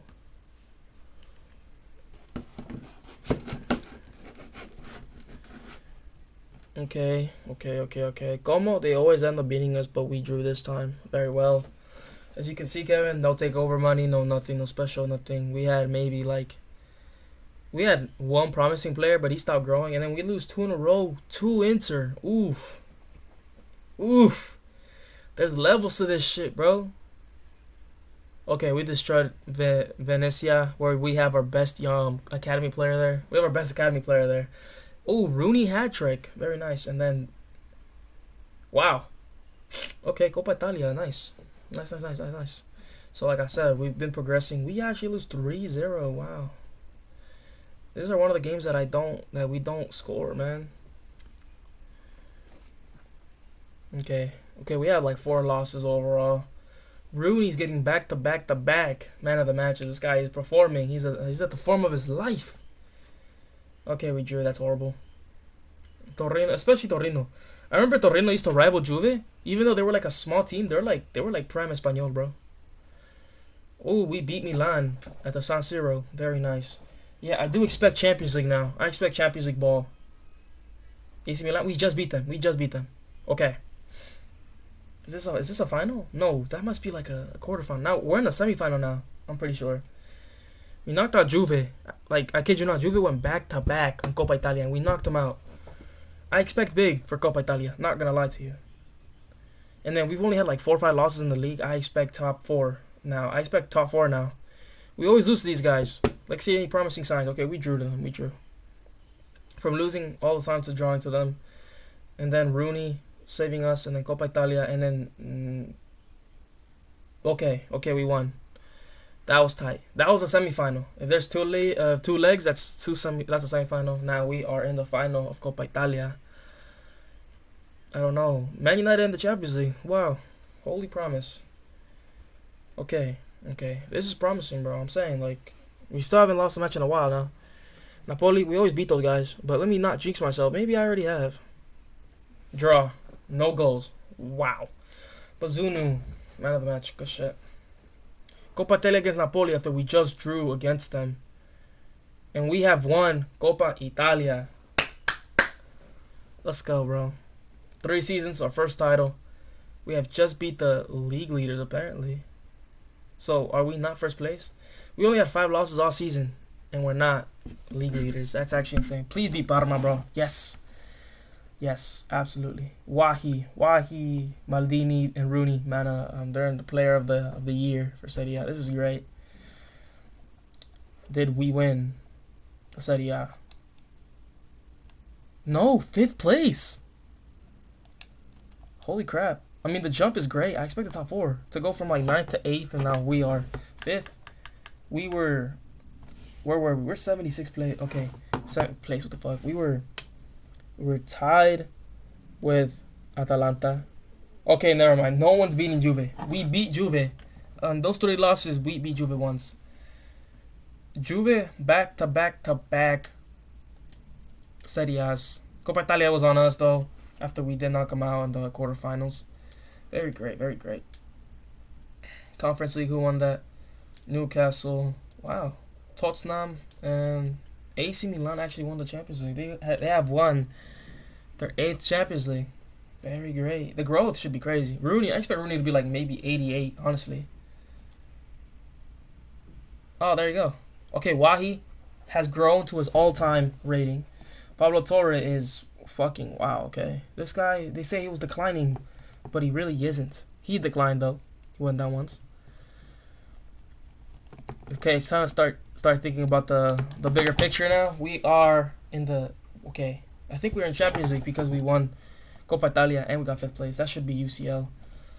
2+ on Bazunu. Bazunu's not growing like I want him to. We might buy Penders for backup now. Sexton, we need a better left back now. He did not grow, and then did not get double goal contributions like he did last season. Okay, Ginter, you know, no growth. Wow, no growth on Christensen.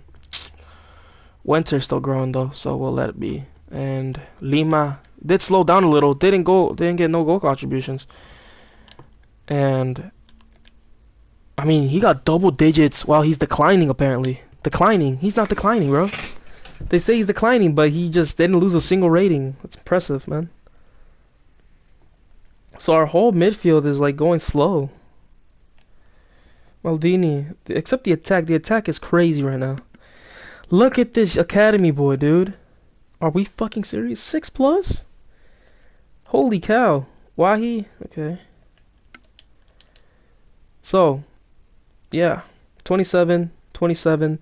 26. That's crazy because they don't match up to Messi's goal record, but still. It is a very young. Okay, we'll give Wahi another season. He did grow 2+, and then got double digits. All fine. Double digits, almost nothing here. That midfield needs work, man. That midfield is not growing. It's kind of weird. Like, everybody is growing except they're slowing down. Everybody's slowing down. Except the attack. The attack is going on. I think the attack is carrying us. But just to see, I will see. What was our weakness? Genoa has conceded. Okay, yo, look at that, yo. We have the 2nd best defense, bro. 2nd best defense. Wait, am I tripping? Oh yeah, no, wait. Yeah, we have the 2nd best defense. No, 3rd. You have the 3rd best defense, bro. 3rd best defense in Serie A and got 5th place, man. So now I'm gonna assume it's gonna be the midfield, man.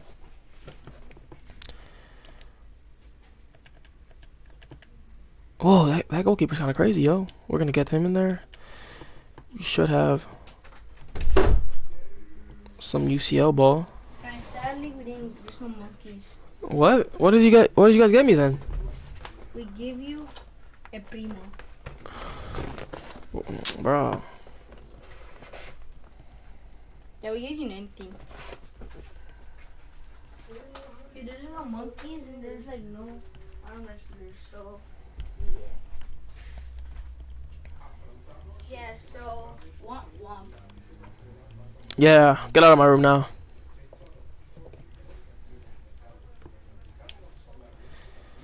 Could go for Christensen. Hoyland, not yet. Restes. Ooh. He left? That's crazy. Crazy works.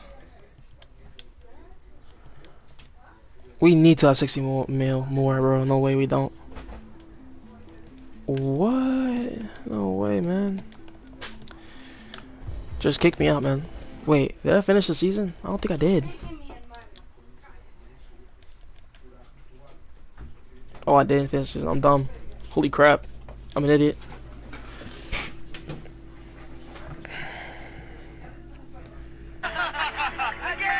Let's talk about one of the dumbest cancellations in internet history, that being Call Me Carson.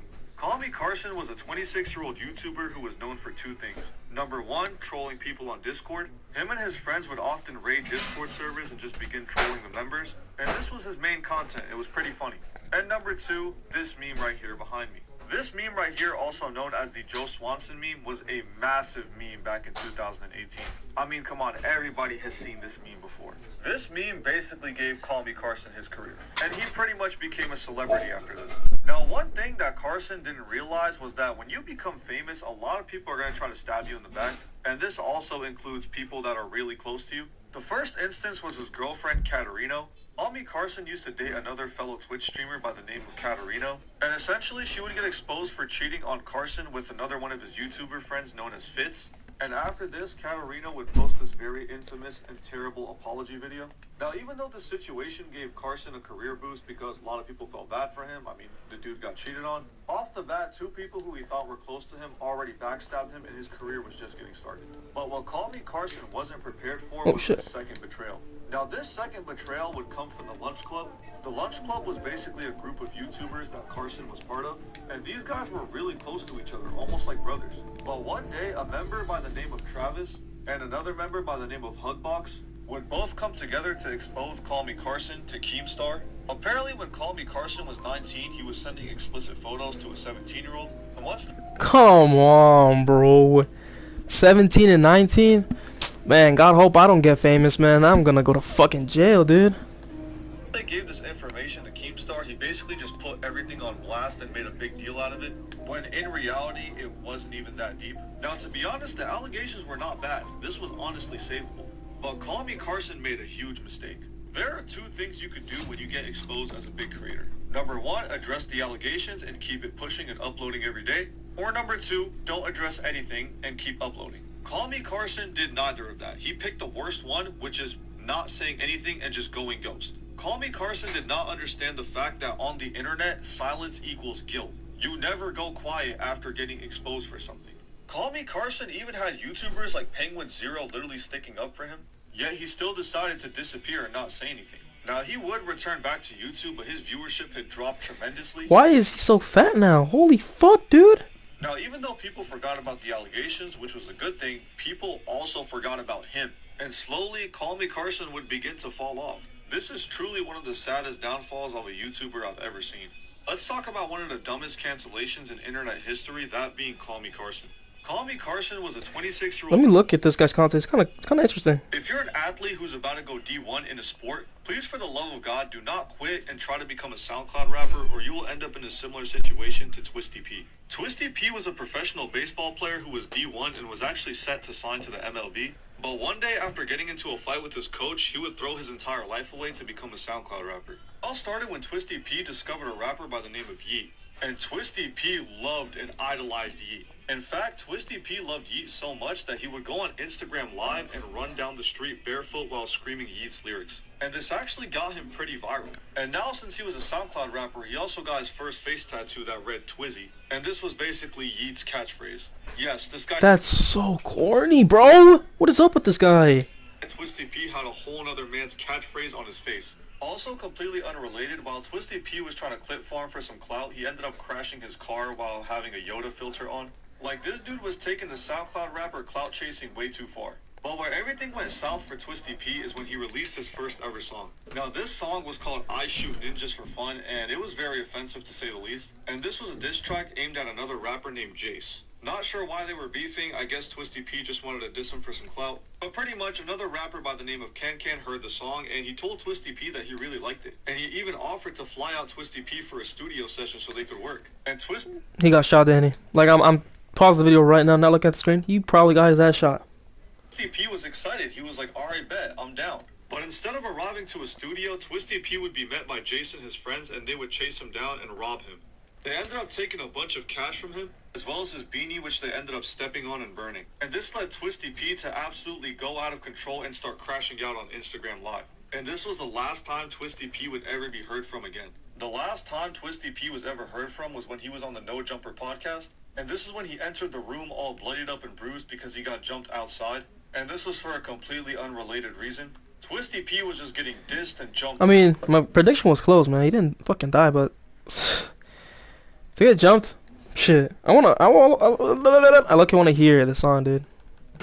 Couldn't be that offensive, bro. I mean, I have no filters, so I mean, it probably would not affect me anyway. Left and right at this point. But yeah, ladies and gentlemen, this is what your parents mean when they tell you to stay in school. Unless you are DC the Don, you should not be giving up a D1 offer to pursue a rap career. If you're an athlete who's about to go, do you remember this song right here? The song was called Antisocial, and in 2021, you could not escape this song on TikTok. But what a... Let me hear it.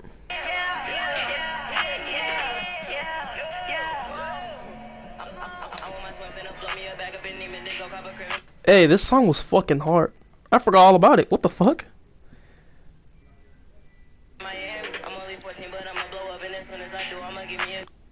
The guy was 14 when he sang this shit? Dude, this is crazy. A lot of people don't know is that this song actually has a really sad backstory. You see, it all started with this kid right here, an upcoming 14-year-old rapper by the name of Baby Santana. One day, Baby Santana was chilling on Discord with his friend. His friend that was also a producer was a 13-year-old kid named Majins, and together No the two way. of them would just make music and play games. But one day, Majins wanted to invite another kid that he was friends with. Now, Baby Santana didn't know who the kid was, but he was down to meet him. And so Majins invited another 15-year-old rapper by the name of Slum Sixes. And Baby Santana absolutely hated Slum Sixes. And Slum Sixes didn't like him back either. The two of them would often argue on a daily basis. And so one day, Majin stepped in and said the two of them should set their differences aside and make a song together. So Baby Santana and Slum Sixes stopped arguing and they would release their first song called Surgeon. And this song was basically a rough draft for Antisocial. And the song went absolutely crazy and people loved their music. So Baby Santana and Slum Sixes decided to keep on working and they would release a song that would change their lives forever. And that would be Antisocial, the official version. Now, initially, this song was not supposed to be released. But somehow, some way, a Discord server that they were in ended up leaking the song. And the leaked version of the song made its way onto TikTok where it gained insane traction. So Baby Santana and Slum Sixes realized they had to drop the song immediately. And that's what they did. And the song did numbers and the two of them were superstars. They became rich, famous, and they bought mansions next to each other and lived happily ever after. Just kidding. I was about to say, bro, there's actually no way that happened. I wish. The story's not over. Now, at first, everything was good. With the success of Antisocial, they decided to release Antisocial 2. And this featured more artists that were trending on TikTok during the time. And this song did absolutely crazy numbers. However, after the release of this song, we would start to see some major issues. Baby Santana would get signed under Lil Tecca, and Slum Sixes went down his own path working with big artists such as Ski Master Slump God. Now, Baby Santana and Slum Sixes were quite literally a duo act. And now that they've gone down separate paths, they started working with separate artists. With Baby Santana teaming up with another rapper named Cash Dami. Dude, Cash Dami hard, not gonna lie. Wait. Is it the guy that I think it is though? Your bitch see the racks and she do a handstand. Nigga, you broke, you know. That's ass. Pants man, you're trying to be something you not. I ain't saying nigga from the block. White hoe, rapper. Bad. This song is hard as fuck. Respirations, bro. That's hard.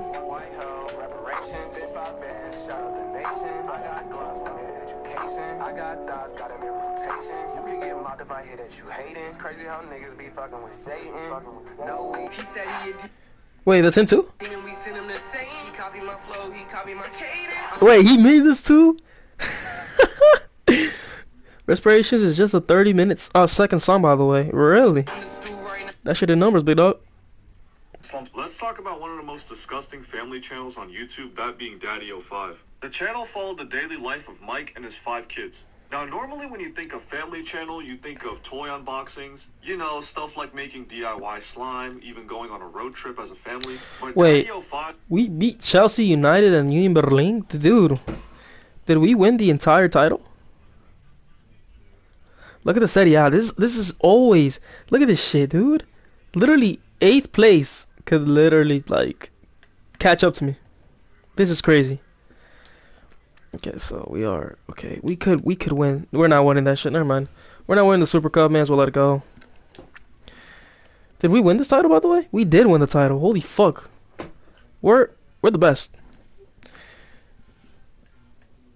Okay, so we're in Europa League. Now, PSV, no threats here. No threats here. No threats. Ajax could be a threat. Nice? Okay, yeah, there's really no threats in this Europa League. Let me just check just in case, cause I will try to make some crazy ass signing happen if I'm going to get some crazy team in Europa League, man. So you got Go Ahead Eagles. Wow, I heard they won. They beat someone last season. I mean, like last week. Okay. Athletic Club, Atalanta, Newcastle, Villarreal, Chelsea, Porto, Arsenal. What? We're not winning shit. We're not winning shit this season, or at least at European competitions. We're not winning jack shit. Like it's just not possible, bro. We're not winning jack shit. Let me get the background real quick. Let's go. I love the orange. I love the orange. I like the green more, but you know, if I had to rank them, Champions League, Conference, and then Europa. Okay, yeah, we dropped points there. Wow, who the fuck are you? You good at this? If you ever wondered what the most disturbing song on TikTok is, look no further than Who I Smoke. Do you remember this song right here? The song was called Leave Me Alone, and if you tried scrolling on TikTok in 2020, you could not escape this song. However, this song has a very rough backstory. You see it all? Let's talk about one of the saddest celebrity downfalls, that being Salt Bae. Salt Bae literally fell off after trying to grab the World Cup, bro. Was a chef who went viral for sprinkling salt in a fancy way. Yeah, all he did was this with his fingers and he was famous. Now, life after going viral for Salt Bae was great. He was linking up with celebrities and taking photos, and he even made a decent-sized bag and ended up opening his own restaurant. Now, this sounds good, but it was just the beginning of the end. Because you see, when you open up a restaurant, there's kind of an unspoken rule where the food has to be fucking good. I swear this is not your school's cafeteria food. This is from Salt Bae's restaurant. And that was the first issue. The food looked terrible. The second issue was the price. Just this burger and fries over here would probably cost you around $100. He's lying. He is lying, dude. But there's been people who have paid almost $2,000 at his restaurant. And if we analyze this receipt, why are 4 Red Bulls $44? Not even 4 12-pack cases of Red Bull cost $44. But one of the worst things to ever happen to Salt Bae was when an injury would happen in his restaurant. So pretty much Salt Bae's restaurant is all about being fancy and stuff, and so basically one of the chefs was doing a fire show. It was kind of like a hibachi. He had the fire going everywhere while he was cooking the food, and pretty much the fire got out of hand and it ended up injuring some people.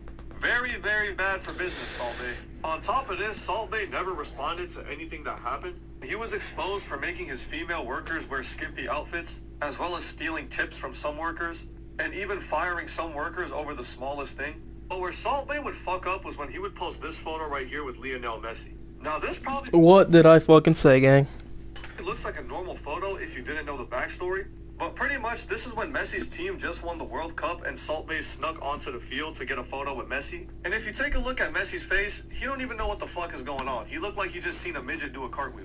And Salt Bae is going around waving the trophy as if he was the one doing a hat trick on the field. And pretty much when I mean, Mbappe had a hat trick. He didn't win it either. FIFA found out about this, they called up Salt Bae and they said, "Hey bro, you're banned." And Salt Bae was like, "Well, fuck you guys, you're banned from my restaurant." And FIFA was like, "Ain't nobody eating at your sorry ass restaurant." And Salt Bae was like, "Damn, you're right." But even after getting banned by FIFA, Salt Bae still continued to try to sneak into events, where he eventually got caught up and escorted out. And this essentially was the nail in the coffin for Salt Bae's career. Nowadays, Salt Bae is just a washed up Instagram chef. And he's not even a fucking chef, dude. He's just there. He's not a chef. But at least he still has a pretty cool emote in Fortnite. Wow. Please beat them. Wow, we did not beat them. We destroyed them. Now we are in the final. Wow, well, never mind. We're losing this shit. Juve always finds a way to fuck us up, dude. But not this season. We just won the Super Cup, but that doesn't really count. When you look at the stats, manager stats, it doesn't even count the Super Cups, so I don't really count that. But hey, little title. If you ever get your girl taken by a rapper, please, for the love of God, do not do what Addison Rae's dad did. So I'm pretty Psst, I remember this. If you ever get your girl taken by a No fucking way we lost these guys. We beat them 5-1 last time. rapper, please, for the love of God, do not do what Addison Rae's dad did. So I'm pretty sure we all know who Addison Rae is. She was a pretty famous TikToker back in 2020. When Addison Rae became famous, so did the entire family, which included her father, Monty Lopez, and her mother, Sherry Nicole. Now, before the fame, Monty and Sherry were both happily married, until Monty decided to let the clout that he got from Addison Rae get to his head. He would often publicly cheat with Sherry Nicole by going to TikTok parties and getting with women who were 30 years younger than him. And one of these hookups ended up with him getting into a relationship with a 19-year-old when he was in his 40s. And he actually ended up getting canceled by the internet for doing this. Why? Why?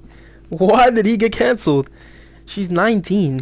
They're both aware of what they're doing. They both know the responsibilities and know the consequences. Why is that such a big deal? Why was it such a big deal?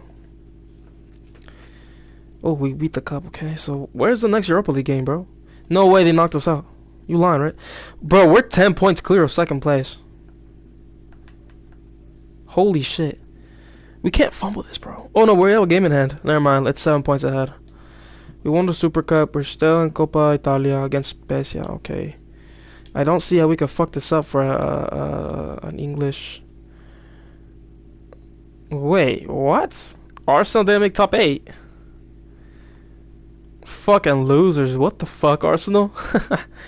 What a down. Okay, Arsenal definitely. I need to see something, bro. I want to have a little fun, you know. I sound a little boring. That can't be for real, bro. Arsenal, man. How did you get 14th? Let me see that team. David Raya's getting pretty old, but, you know, I mean, it's not bad. Kalfori, Henko. No, this team is actually not bad, bro. To replace Gabriel, they got Ta, which Ta is taller, stronger. And, yeah, I mean, what the fuck? Holy fuck, yo. Getting this guy. Getting him next season. Don't care. Don't care what nobody say. Yo, this team is not bad. Yo, this team is fucking good. This team is cracked. I hope they get knocked out of the fucking playoffs, bro. I don't see Genoa winning the Europa League until Arsenal and Chelsea get knocked out. Chelsea qualified. I think we could beat Newcastle for sure. But other than that, I don't see this team beating Arsenal. We're good, but we're not that good. That midfield and that defense is still horrific, man. But hey, we're still up there, man. What?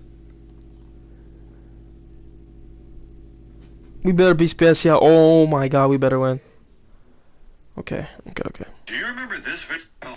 It's Cloud. It's safe to say that the name of Young Gravy, here's what happened. Young Gravy is a meme rapper who's known for making silly music and for getting with people's moms. So him being the perfect candidate, he makes a video reaching out to Sherry, and he basically offers to be her new man. And Sherry, well, she ends up accepting the offer. Young Gravy was young, handsome, and more successful than her husband, who was mooching off their daughter's clout. It's safe to say that he absolutely mogged Monty and took his bitch. Now, when Monty saw this, he did not like this one bit. Everybody was clowning Monty, telling him that he got his girl taken by a rapper who was way younger than him. Everything he did to Sherry was now coming back to him. And so what does Monty Lopez, a 46-year-old man in this situation, decide to do? He decides to go on TikTok and challenge Young Gravy to a boxing match.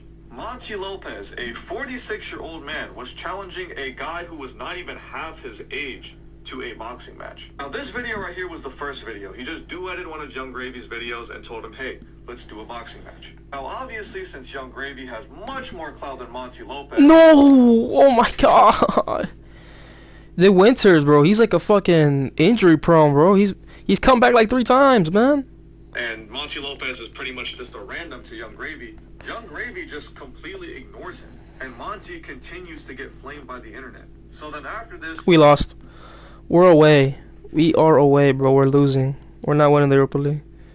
We won 3-2 at home, but we can't beat them away. We're not beating them away, are we? Ooh. Monty decides to do one of the stupidest things in his entire career, and he would post this video right here behind me. The infamous "when at Young Gravy won't accept a boxing match" video. Oh, second leg, yo. Oh, please tell me we won in penalties, dude. Did we? No, bro. We're fumbling the league, bro. Like, what are we doing? What are we doing, man? Oh, we lost. Holy crap, 3 losses in a row. This is not acceptable. Not at all, man. I might play the semifinal, bro. Nick Williams, bro. What are you better not be plotting something crazy, my boy.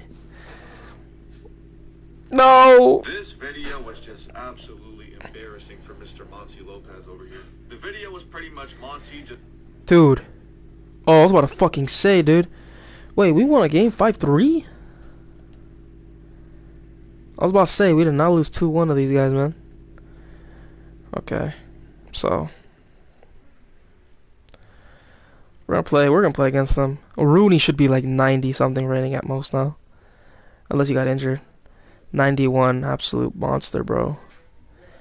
That midfield's slowing down like crazy. Lima, Ginter's downfall, bro. Holy mackerels, dude. And I mean, I guess Martin could play. Where's the Ukrainian guy? Dude, he has not slowed down one bit. We're gonna play him over Torre this game. If he's gonna retire, I'm gonna make sure he retires great. I'm gonna make sure he retires memorable, my boy. Do you remember this video right here?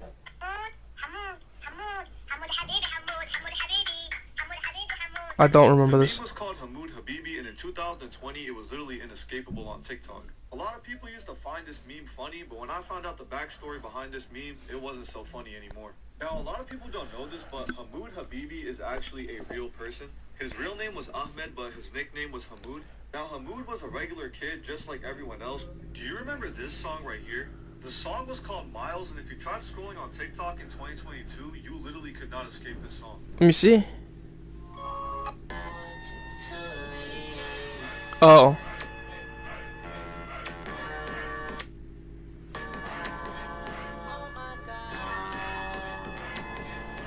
Yeah, he's right. He's right about that one. That song you cannot escape for shit, bro. If you're a rapper, please for the love of God, do not try dissing your fans while you're performing on stage, or you'll suffer similar consequences to DaBaby. DaBaby was a rapper who was popular in 2020, and he's known for making the song Rockstar. You've definitely heard it on TikTok. But pretty much one day, DaBaby was invited to perform at Rolling Loud. And now the type of person that DaBaby is, he's the type of person that just says whatever he wants. He's like a I don't give a fuck type of person. So he's on stage, and during his performance, he says some negative things about people who are part of the rainbow community. And people who were watching the show posted the video online, and DaBaby would catch a lot of backlash for this. After this, DaBaby immediately got on Instagram Live, and he tried to clear his name. But at this point, it was too late. The consequences were already starting to take action. Dua Lipa, who was a much bigger artist than DaBaby, would call him out on her story. They had just made a song together, but after this, Dua Lipa would cut him off. And soon later, many other big artists would also cut off DaBaby. DaBaby would also go on an interview and said that multiple brands would cut him off, such as a clothing company called Boohoo Man and even Burger King. Apparently, DaBaby was supposed to get his own meal with Burger King, but because of what he said, he lost everything.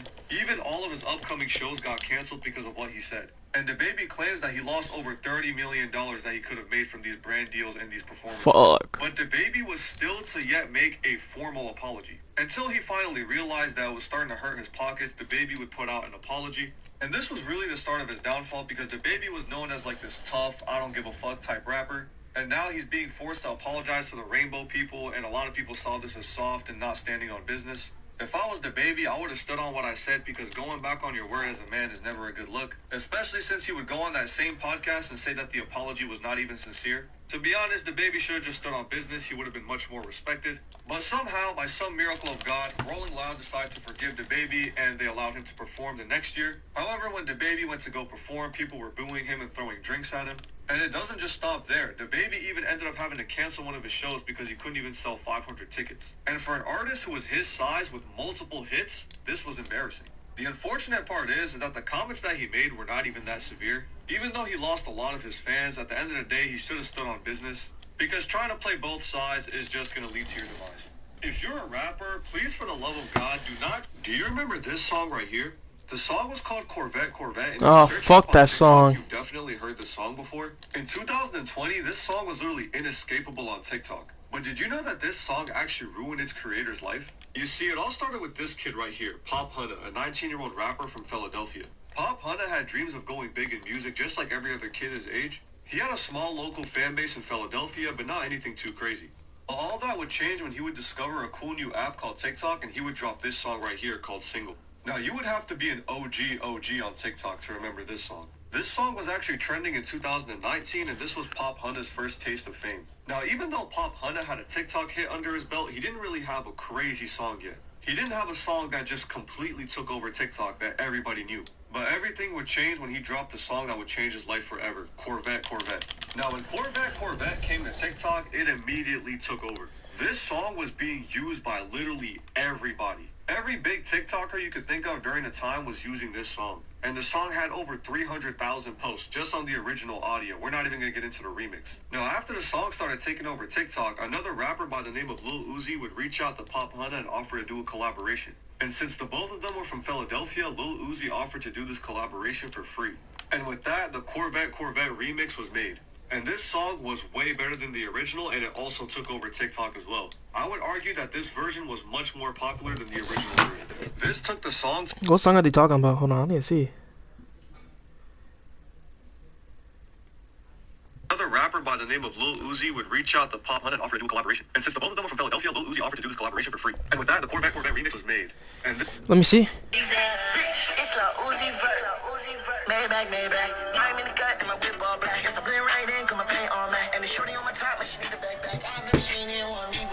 That shit is trash, bro. I'm sorry, bro. This shit is trash. This song was way better than the original, and it also took over TikTok as well. I would argue that this version was much more popular than the original version. This took the song to limits that Pop Hunter had never seen before.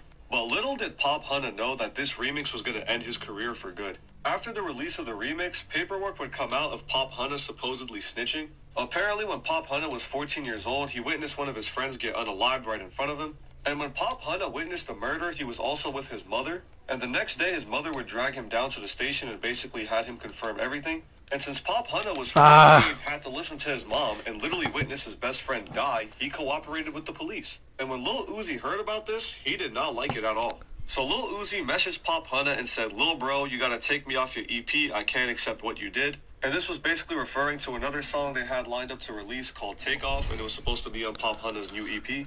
And Pop Hunter responded and basically tried to explain his side of the story, but Lil Uzi kept being stubborn. And then Lil Uzi would go on Twitter and say, "Need my verse back, F that song, real street ninjas stick to the code." I did not know Lil Uzi was in the streets like that, but I guess you learn something new every day. After Lil Uzi disassociated himself from Pop Hunter, he would begin to receive a lot of hate. Multiple rappers would come out saying that they didn't want to work with Pop Hunter. He even got harassed at his Rolling Loud set with someone snatching the mic from his hand and calling him a snitch. After this, Pop Hunter went on his story and said, 20 years old with no purpose in life, God called me home, I'm ready, I gave him my all. Before going live on Instagram and attempting to commit, and I don't mean to college. It's crazy to think that someone lost their entire career over something they did when they were 14. Especially since he literally had no choice. Now, even though Pop Hunter is currently blackballed from the industry, he still is set for life from that song. However, it's crazy to think how someone's career got ruined over something as stupid as that. Do you remember this song right here? The song was called Corvette, and if you search it up on TikTok, you've definitely heard this song before. In 2020, this song was literally inescapable on TikTok. So I'm pretty sure we've all heard the saying that hard work beats talent. Well, Julian Newman is a perfect example of why that saying is complete bullshit. Julian Newman is a basketball player who is also known for being an influencer, and ever since he was a kid, he's always been in the spotlight. When Julian Newman was 11 years old, he was dribbling up people who were way taller than him, and he was shooting over players whose arms were longer than his entire body. And since Julian Newman was a lot shorter than most players, a lot of people respected him and thought it was cool. And this is how he became one of the most popular basketball players as a kid. Julian Newman was rich, famous, and being invited to a bunch of talk shows. He would carry his team to victory and became the youngest player to score 1,000 points in varsity. And this was 1,000 points in varsity. He was only in 7th grade. And it was all Jamie Newman who pushed him and his sister to become successful. They even got their own TV show called Hello Newmans. And this basically focused on the life of the family and what it was like having two upcoming professional basketball players. Yeah. Okay.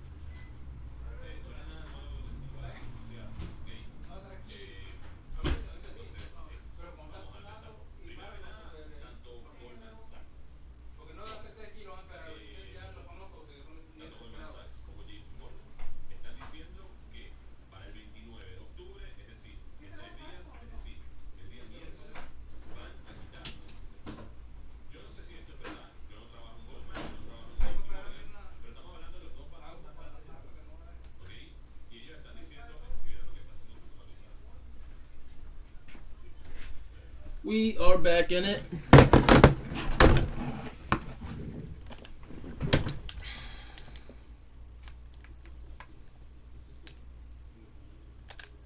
Bro. I'm telling you, bro, these through passes would be going flying in FIFA 22, bro. That's so dumb of me. That's so dumb of me, bro. Emery's gonna miss the final because of me. Nice. Wait, is he? No red card?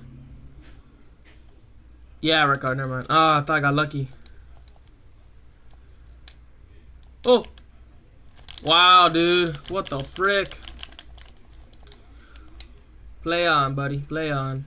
Dream on. Mosquera is playing for Bilbao? What the fuck?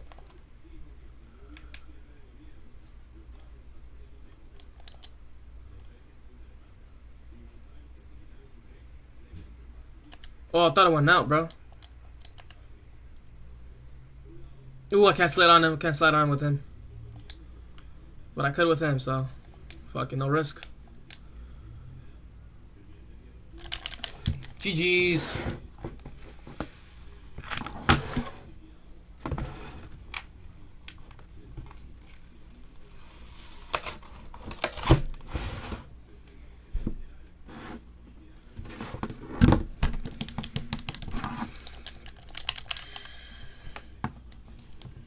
No, I don't want to go to no post-match interview. What the fuck?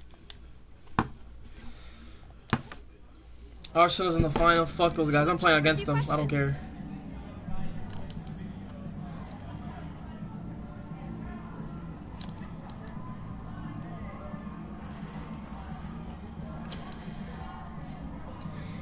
No Zay Emery next game, bro. Or where are we in the league? Oh, crap.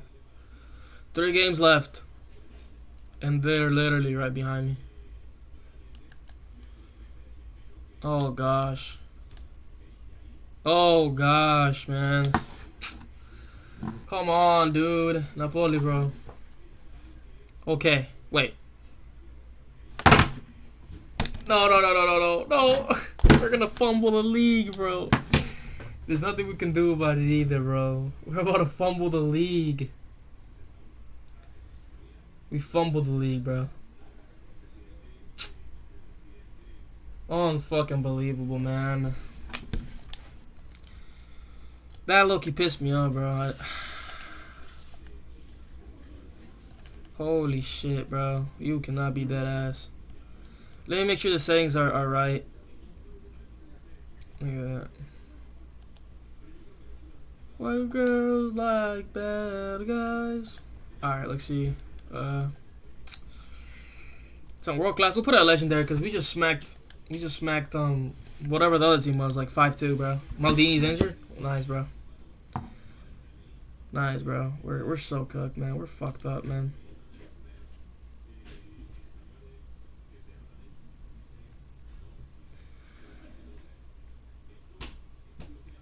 This guy thinks Vitinha. Why do people keep thinking Vitinha? Never mind, bro. I don't give a fuck.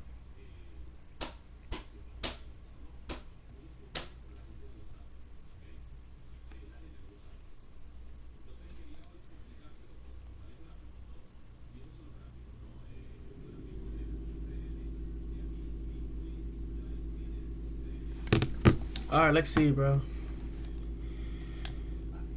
We're going to replace him with the Ukrainian boy. Who has good pace here? 90. What? Yo, get this man out of here, bro. Why is he like that? Yo. Holy pace. Really? Rooney has 82 pace. Dude, he literally had 84. He got injured. Or something. Maldini's injured. Psst, we're grilled, man. We're grilled. It's over. It's Jova, bro. We're gonna have to play with Zayed. Matter of fact, I'm gonna bring back that one guy from loan, bro.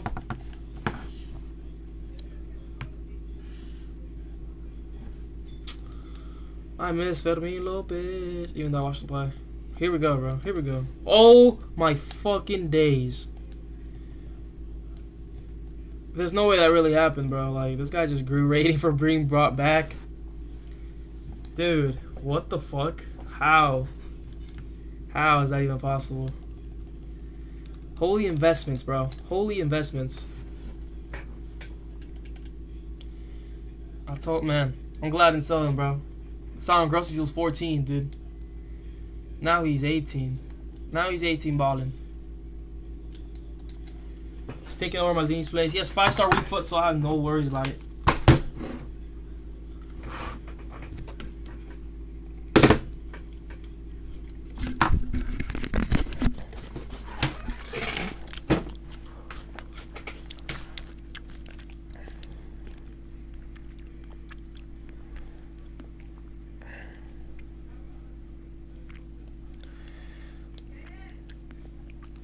New La Liga TV commentator. To me, Lamine Yamal still has pubic discomfort. This is what it does to you. You can't sprint. You can't turn quickly.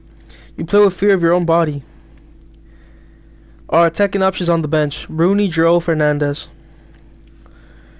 I would have started, dude. Rashford striker, Joe, Rooney, Tony Fernandez wing, bro. Easy peasy, man.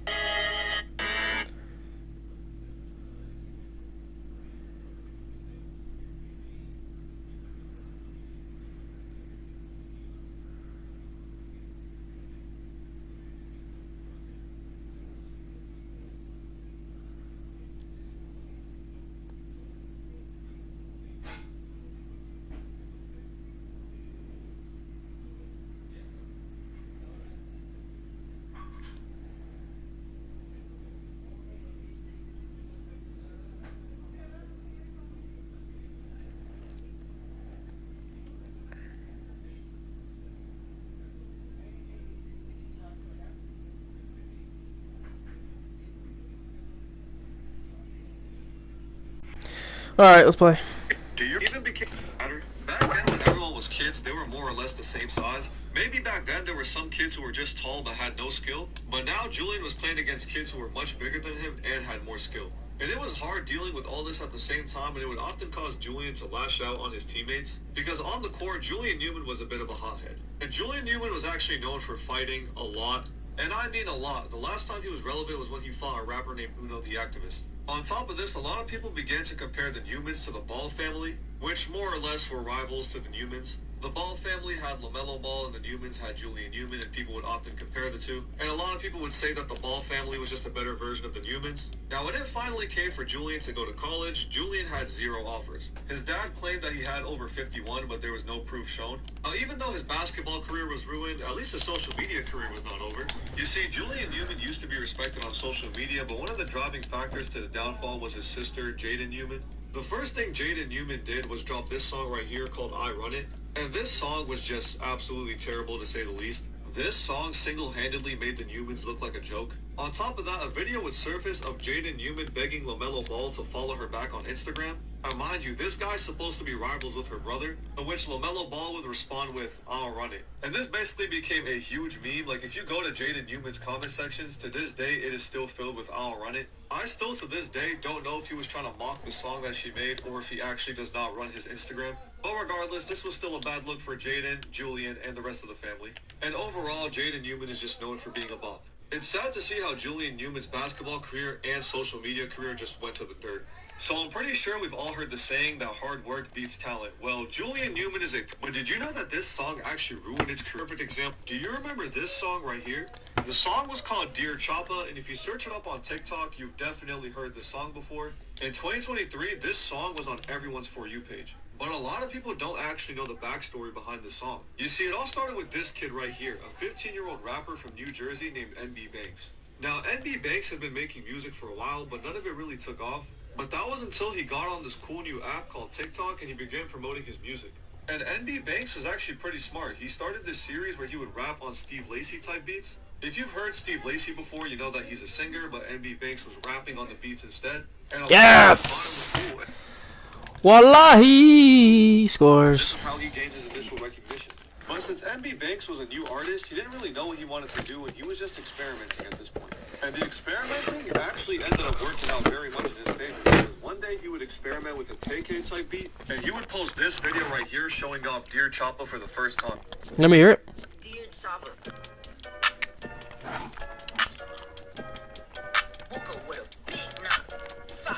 I maybe heard like once or This three song was times. made completely off his iPhone. No studio was required. Now, once Dear Choppa came out, it was hit with a lot of love and also a lot of criticisms. A lot of people loved the song because it reminded them of another rapper named TK. TK was a rapper who was arrested for doing some very violent crimes. Matter of fact, the song sounded so much like TK that a lot of people thought that TK got released from prison and made this song. Everyone was surprised when they found out it was this 15-year-old kid. But a lot of people were also very upset because they thought that NB Banks was just trying to copy TK. I mean, come on, the kid was literally rapping on a TK type beat. Who else do you want him to sound like? Now, at this point, the song was still not released yet. However, it was one of the most trending audios on TikTok. It even had its own trend. I can't.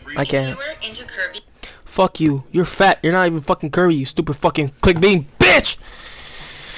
Suddenly grabbed his biker's keys, and before the biker could react, he also locked his bike by placing his hands firmly on the steering wheel. But then he went for his next victim, robbing this biker's keys and leaving everyone confused. When the bikers tried to get their keys back, he stopped them from leaving because he had called the police. That's when they noticed the undercover police officer right behind them. This guy suddenly... What are they even talking about in that video, man? You can choose to rate the caravan. Fuck Openda, bro. Fuck yourself, dumbass Belgian guy. This is a game. Let me put the line down. Who's wearing a shit like that, bro? Is that the Academy kid thinking he's OG? You're not OG, money. Alright, bro. That's crazy. This Academy guy might get like 80 rated before fucking...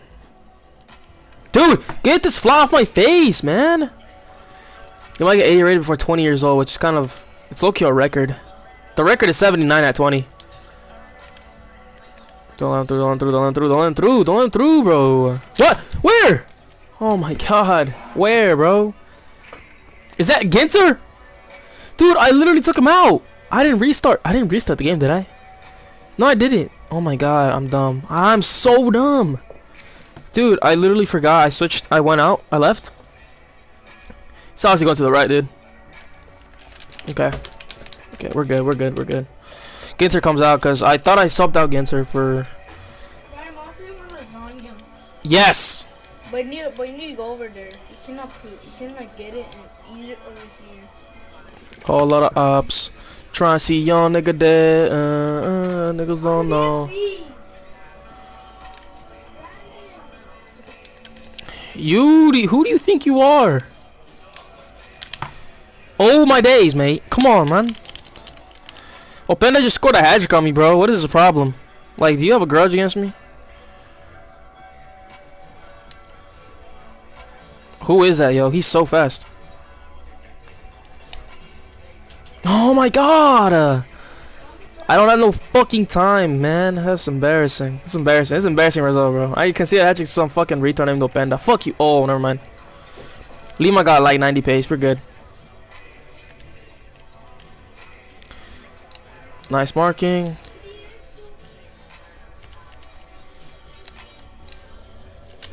Bro, we got like 20 something minutes, bro. We could score two, no problem, bro. Come on.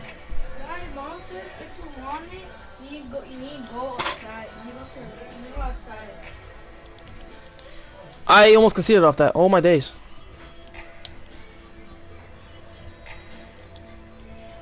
Rooney gets the ball.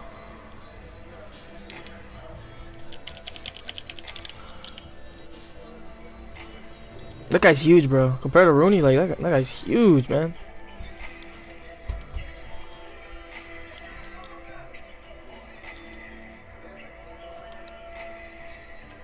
He wants the ball and then ran back.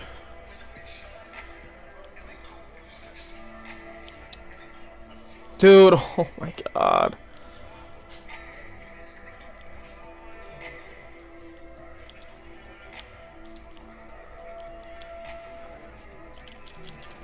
What minute is it, bro? What minute is it? It must be like 80. Oh, okay, barely. You can still catch up. We can still catch up.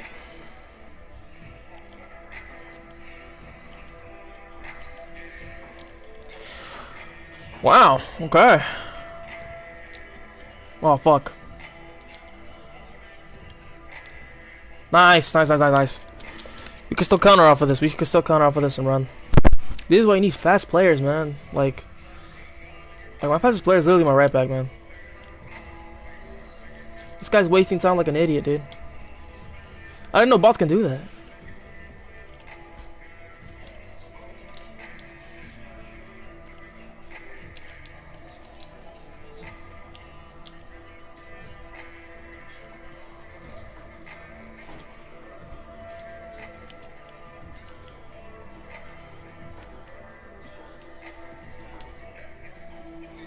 He lost the header. He lost the header.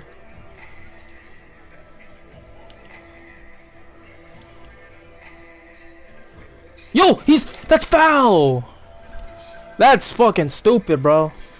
That's so dumb. No. That's so dumb, bro. I could have played that better. Oh my, dude, I'm even more mad now, bro. I'm even more mad now. That's so dumb. I could have beat the shit to no fucking team, bro. Fucking piss me off, bro. I'm gonna fucking suck myself. Like, who's faster? 66. Okay, yeah, 76. Fuck that. Fuck that, bro. And it's not, bro. Ginter made a mistake, bro. I'm pretty sure I would have won if I had him the entire game, bro. Martin's conceded 0. I think. No, he conceded 1. If I had Maldini, this would have been easy because Maldini has 92 pace, bro. This guy's like 77, bro. Get a fucking red card on your debut, motherfucker. How long is he injured for anyway, man? Nice.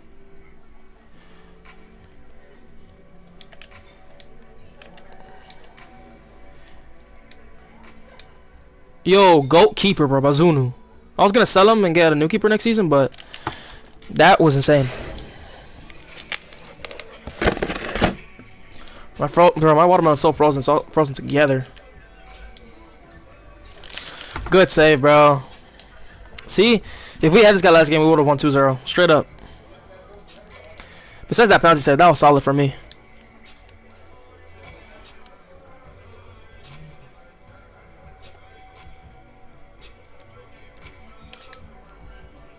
No, dude, this academy dude, man. I know you've never played in Europe before, like European competitions, but still.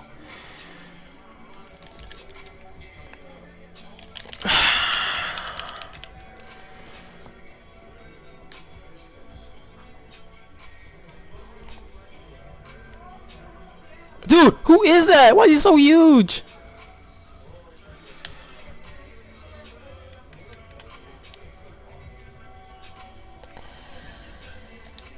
This guy's control is okay. The player's control is so bad, bro. What even, bro? Why is control so bad, gang? He was gonna chip me. Never. We're gonna switch it. He's taller. Not gonna lose that. And he loses the ball anyway. How? Dude. I was about to say, bro. How the fuck? Dude, this guy's control is like really wicked. Look, his control is so... His control is so bad! Oh my gosh! Like, you know when you're sprinting and you're like, you're receiving the ball? That's how it feels like. I'm not even sprinting with this guy, man. Like, he receives the ball like that. Bazunu, bro. MVP. No matter what, man. No matter what. He gets captain. Easy. Alright, let's see.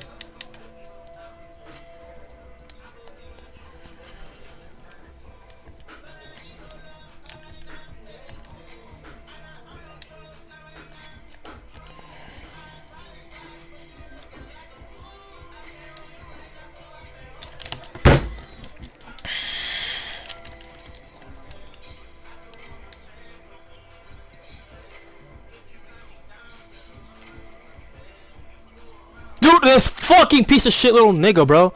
You just made me say the N-word. Wow. Wow. Look what you made me say, buddy. You made me say the N-word. Let me just experiment at this point. I don't even care, bro. This is like top tier embarrassment, bro. What the fuck? Offside. No, not offside. Oh, it is offside. No, it's not. It's halftime. Piece of shit fucking academy player, bro. He's fucking retarded. Alright, let's hear this. If you're in North Hollywood, Sherman Oaks, Van Nuys, Valley Village area, we're looking for 10 people. Fuck you. Something's horribly wrong when either of Arsenal's fullbacks, both Ricardo Calafiori or Jurgen Timber, have more goal contributions this season than the most expensive player in Premier League history, the £150 million striker, Alexander Isak. You can't even make this up. And yet, here we are. Although it is early and only 8 matches into his Liverpool career, the man who is supposed to redefine their attack and to help build for a future when their stars like Mo Salah are gone, has only a single goal to his name. Stupid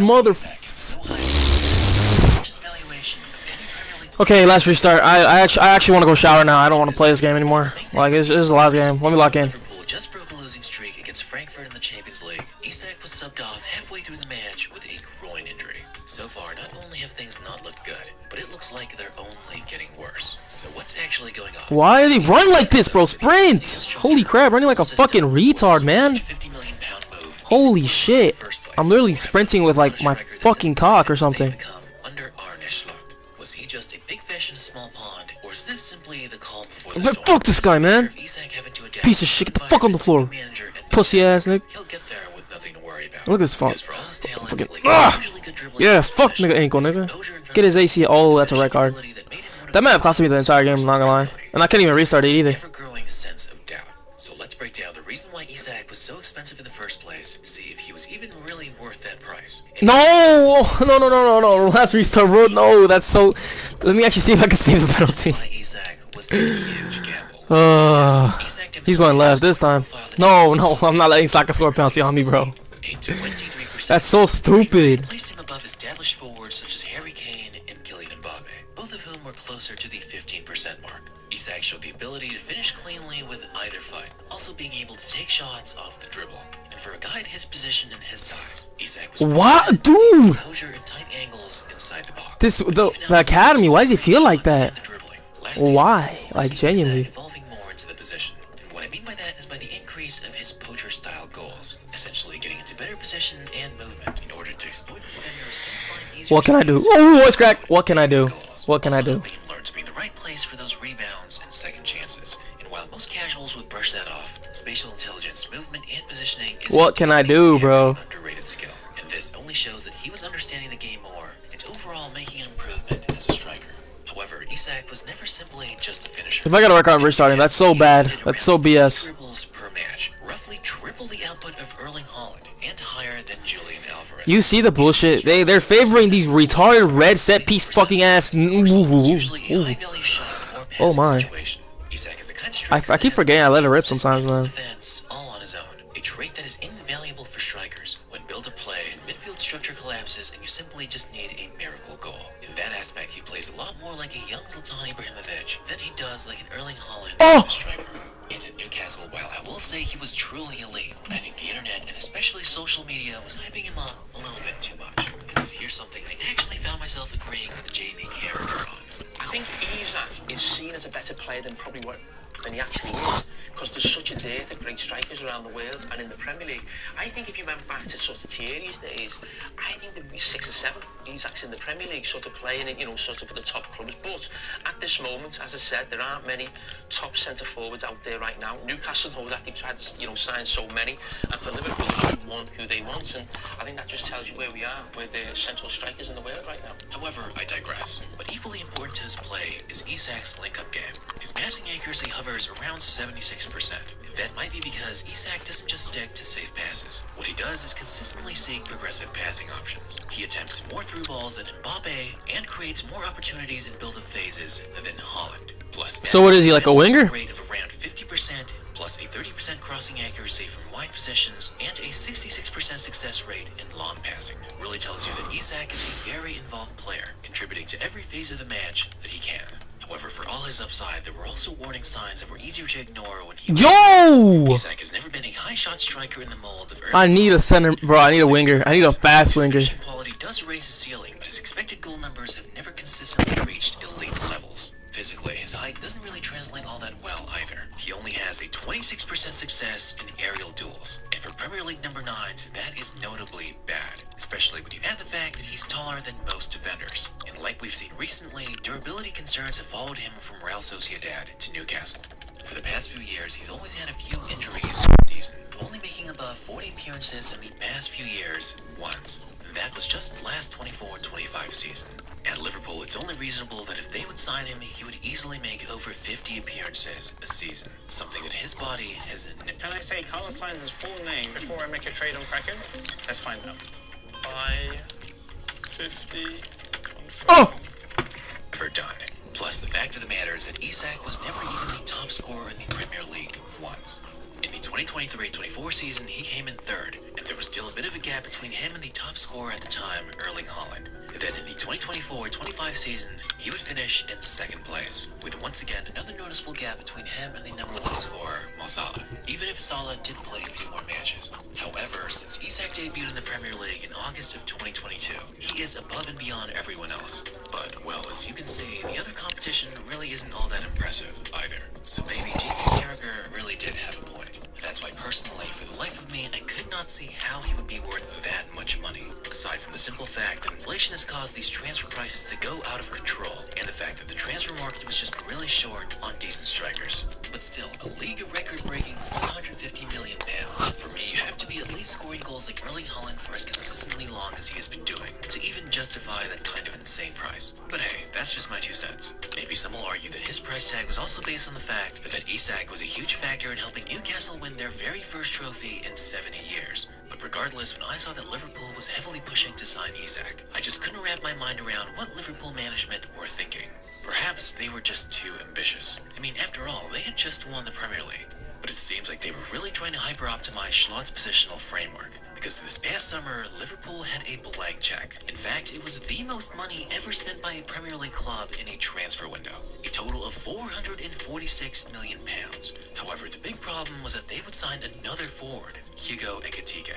You know what they say, too much of a good thing can be a bad thing, but we'll go back to that later. And I'll admit, early on to the season, Liverpool were on fire, even though Mo Salah was having a much slower start than he did the last season. Everyone else was looking to be in incredible form, especially Hugo Ekitike, banging out goals left and right. And all I could see on social media was the Liverpool glaze, and deservedly so. Liverpool were looking great indeed. However, the posts were captioning things like, Liverpool is already looking scary, and they don't even have Isak yet. However, so far, it looked like those posts did not age very well.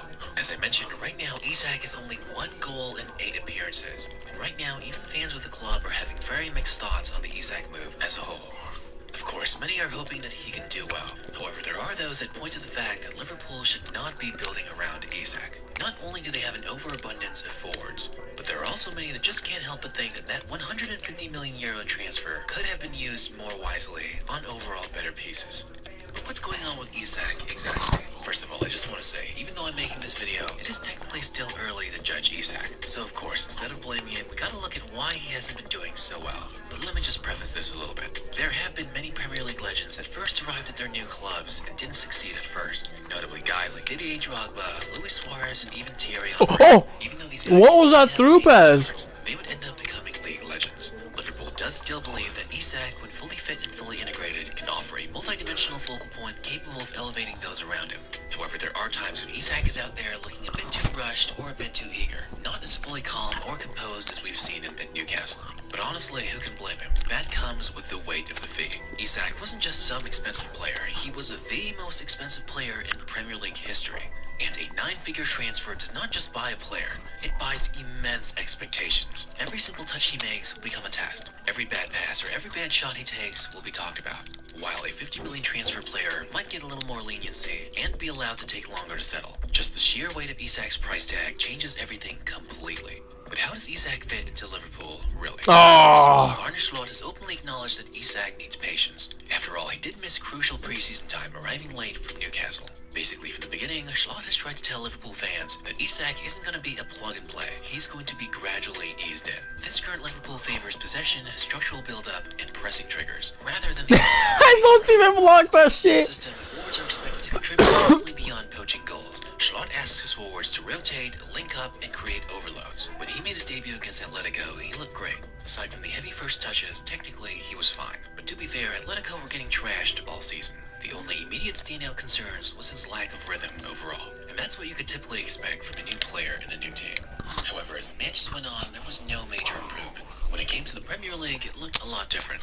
Isak was finding promising positions, touches in dangerous areas, multiple shots, and even clear chances. But he was not converting them at the rate that fans expected. And so far, of the 119 touches he's made, he's taken about 5 big shot opportunities, causing his expected goals to go up, but nevertheless only scoring a single goal. But what surprises me is his take-ons. As of the 7 take-ons he's made, he's only had 1 successful one. And that was all the way back in his Atletico Madrid debut. So from the numbers alone, what we can see is that Isak had a high number of touches, a decent amount of goal-scoring opportunities, and a good number of take-on attempts. However, his success percentages are pretty low. His passing so far has also been incredibly lackluster, because while he was known for making progressive passes, he still never had more than 4 in a single match since his Atletico Madrid debut. Basically, since his debut, he has not really improved all that much, even if he did score a goal earlier against Southampton. I'll help you get Sebastian on. What is there to explain? Where we can be optimistic about Isak, though, is in his movement. Although he hasn't fully synced up with Liverpool's rhythm all that well yet, his movement into half spaces, ability to drop down and link, and create overloads in the final third is pretty decent. He's just not converting his chances or making the best decisions when he has the ball. However, you can argue that the lack of match sharpness and the missed big chances can all be simply explained by fitness, minutes management, and system adaptation, making sense why Schlott did ask Liverpool fans to be patient with Isak. The thing is, however, it's hard to have patience when you just cost that much, and you're also sharing a similar position to 2 other players on the team who are doing better, Gakpo and Ekitike. But here's why the move was so strange in the first place, because ironically, the player that Isak was most comparable to was in fact Ekitike, and he joined Liverpool earlier, having 4 goal contributions in his first 4 appearances. And sure, Ekitike having a full preseason meant that he was able to gain momentum early. However, both forwards shared positional habits, drifting wide, linking up play, and not just being confined to the penalty box. And the fact that Liverpool got 2 very similar forwards was always weird with me, which is why I never thought those early season memes like "just wait till Isak joins" ever made any sense in the first place. It was clear that only one of these players could shine at the same time, because honestly, rotating is more realistic than having them both play at the same time. But if you're going to keep rotating forwards like that, there's no way any one of them can build and maintain incredible form. They're each going to need as much playing time as possible, because realistically, Slot cannot maintain both these players on the pitch at the same time. Sure, if Liverpool plays a 4-4-2, then there could be a chance that those 2 strikers thrive, but that's only if Liverpool's midfield and fullbacks can compensate and maintain balance. And because Slot values possession a lot, I just don't see that consistently happening.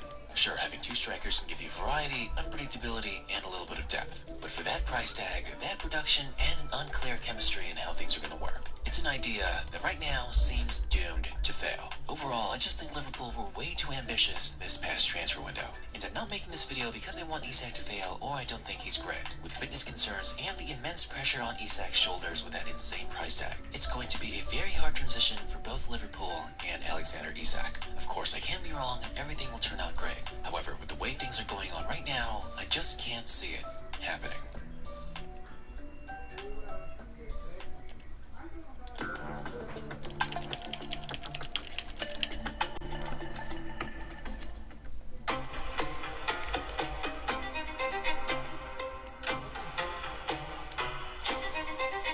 Just kick it out, bro. Get the penalty. Let the penalty. Let the penalty aside, man.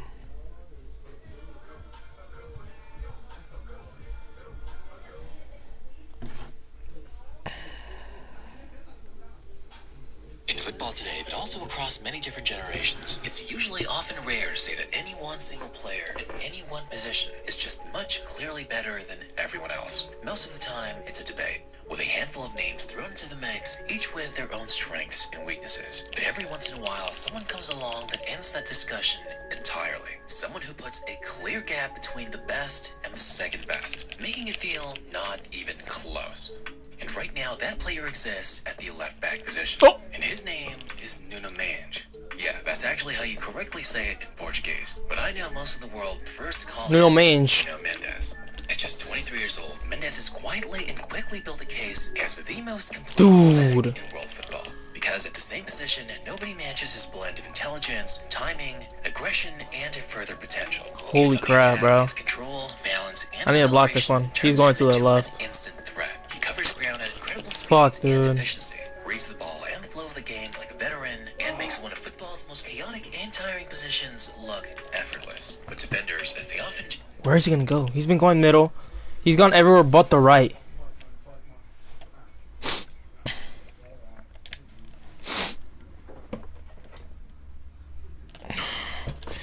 So here's a cycle. He hasn't gone right at all. Maybe this time he goes to the middle. Okay. He can't block these. He just can't block those, man. Bazunu, he'll go to the right this time. Yep. Nope, he won't. Fuck, man. Fucking dude, perfect timing on this shit, dude. Whew. Perfect, dude. Timing is everything in this game. So he's gone everywhere but the right. We're gonna go to the right. And good game. Good game. Simple as that, buddy. Simple as that. We just won Europa League with Genoa. The fair way, you know, without no bullshit goals or bullshit fucking players ruining shit.